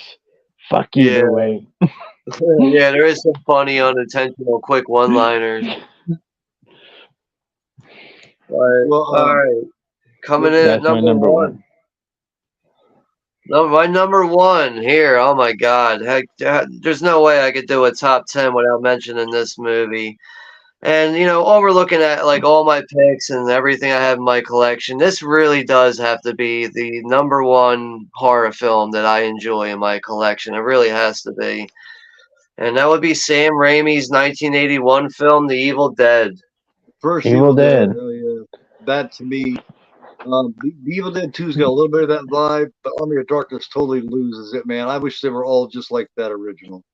Yep. Yeah, the original Evil Dead though it's really up there as one of my favorite horror films of all time. I mean, I could really I enjoy the whole trilogy really, but that film, like I've had so many memories over the years, like where if I'm going to the video store and I can't figure out what to rent, I'm gonna rely on watching Evil Dead again. I'm gonna rent that again because it's just endless fun, dude. It's Three Stooges on drugs. You know what I mean? Like it's Three Stooges with like a horror element to it. Like how can you not have fun with movies that are just spraying blood and guts all over the place? It has an evil element to it and creepy too. Yeah, sometimes it's fun. Like when his girlfriend's sitting there all Indian style or all cross-legged going hee hee. All these guys. That's weird. Like that movie has crazy shit throughout, like non-stop. It's like, and like I even feel like the movie's from '81. It's got stop motion scenes throughout it, but I feel like that stuff still holds up to this day, which is another reason why I could still hold the original Evil Dead in high regard and have it on my list as a favorite. It really is. It's such an undeniable horror film that just gives you such a bizarre and relentless, crazy time to have fun with. And yeah, what's it? The first film is technically a horror film. The second one is a comedy, and the last one's supposed to be an adventure film. Yeah, I'm not big on Army of Darkness. The new one, okay, but I like the original and the remake. That's the two that I like the most. Yeah. Rise is okay, but it's missing something. Evil Dead Rises. It's just missing I do like part 2. I think it's an awesome sequel, and part 3 I'm kind of mixed on it, but I I still enjoy the finale fight at the end, which I think was pretty cool. Yeah. Which version do you guys enjoy? The theatrical cut or the director's cut, the one that had like the apocalyptic ending For the original film? for Evil Dead 3? I Army like Darkness. The director's cut. The dark ending where it's in the apocalyptic world. Yeah. Yeah, that would probably be my choice with that. Great number one, man. Well, if you guys can't pick my number one, I bet you some people can. If anyone has listened to me over the last couple of years, they know that my number one and the reason why I got into this to begin with, the first one I ever seen that really made an effect on me, is John Carpenter and Deborah Hill's Halloween from 1978. That is my favorite old-time film, and it just holds a special place to me.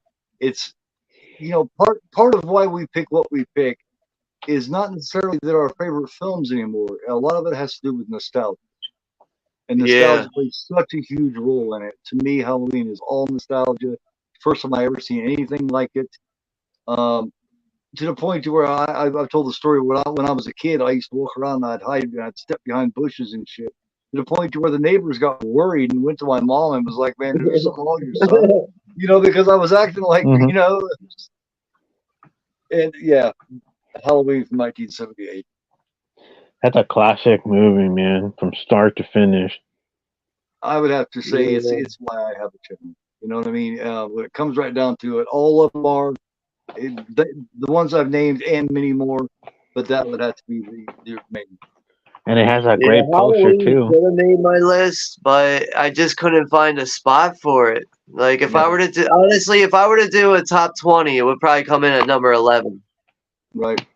Yeah, like I really wanted to put Scanners in there, and the Fog I wanted to put in there, but they forwarded my top 15 or so instead. Right. It was really hard to leave Halloween off the list, but I just had to this time. But I know exactly what you mean. Like it's such an effective film for people like you and I. And I wouldn't even really consider myself a big fan of the franchise. It's really the first three that do it for me, but I don't watch anything beyond the first 6 really. Mm-hmm. Halloween 3 and Exorcist 3 was hard to leave out. Both of those are hard to leave out too, because those definitely made it work for me too. Yeah, I actually I did think about Halloween 3 for a second on my list, but it didn't really. I was like, nah, there's some other ones I prefer. Yeah. Also, I have like 3 different. I have the Best Buy Steelbook 4K of Halloween. I have the Screen Factory one.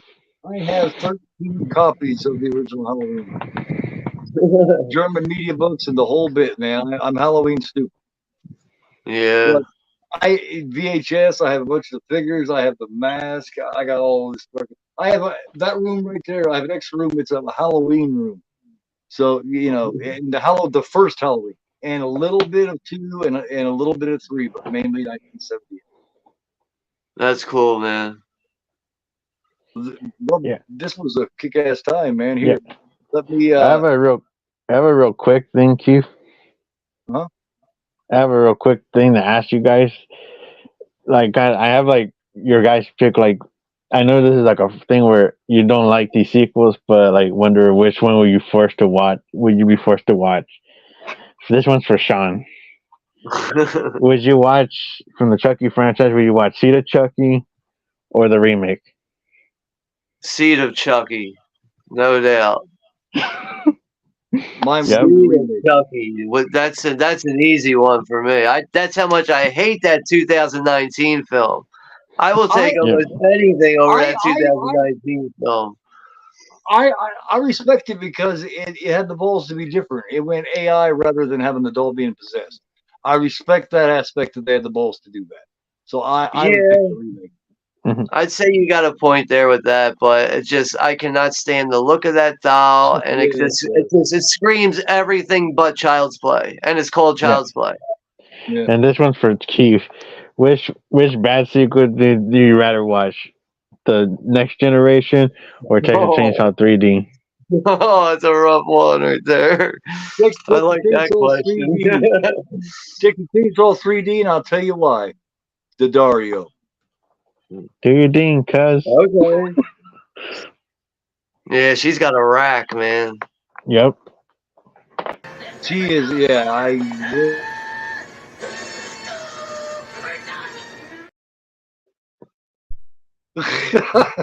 There you go.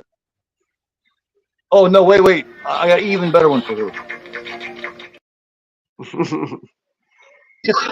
There you go. I went crazy with doing this fucking bullshit. Anyway, one more.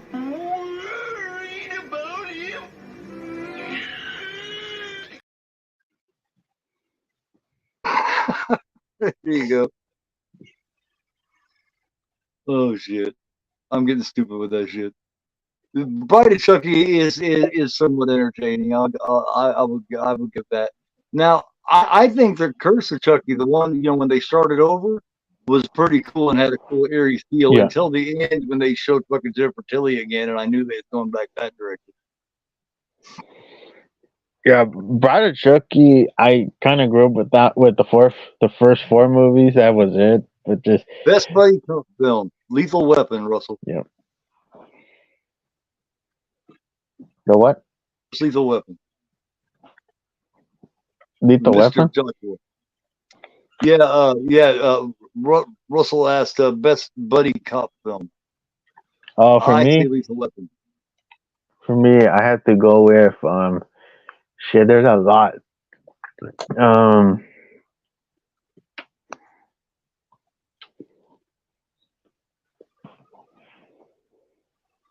With what? I know there's a lot of them. Like I gotta think of which ones I like the most. Because I do like Bad Boys, but There's the other one too. What's that one with fucking Mark Wahlberg and fucking what's his name from Denzel Washington or something. No, he's the comedian. Oh goddamn, what was his name? Will Ferrell. Will Ferrell and fucking Mark Wahlberg. Well, that one. and the that other had guys, so many parts. Huh? the other guys. Yeah, that one's actually got some fucking parts in it. There, oh. But yeah, man, kick-ass top tens, man. Yeah. We've been going about 2 hours and 17 minutes, so I'll get ready to let you guys go, man. But hell yeah, appreciate everybody joining us. Yeah, thanks for putting this together and having me and Juno on for this, Keith. I appreciate it, man. Yeah, thank you, Keith. Next time we do it, maybe we'll do top 5 or something, so it won't drag as long. But yeah, this is pretty cool for that. But thanks to everybody for joining us. You guys have a great night. Have a good night, everyone. Yeah. Yeah, have a good night, Keith and Juno and everybody in the Sean chat. and Keith. See you guys in the next one. Yeah. Take care, everybody. You guys take it easy, and I will leave everybody with the outro. Have a great night. Much love to you. Have a night, everyone. Take care, guys.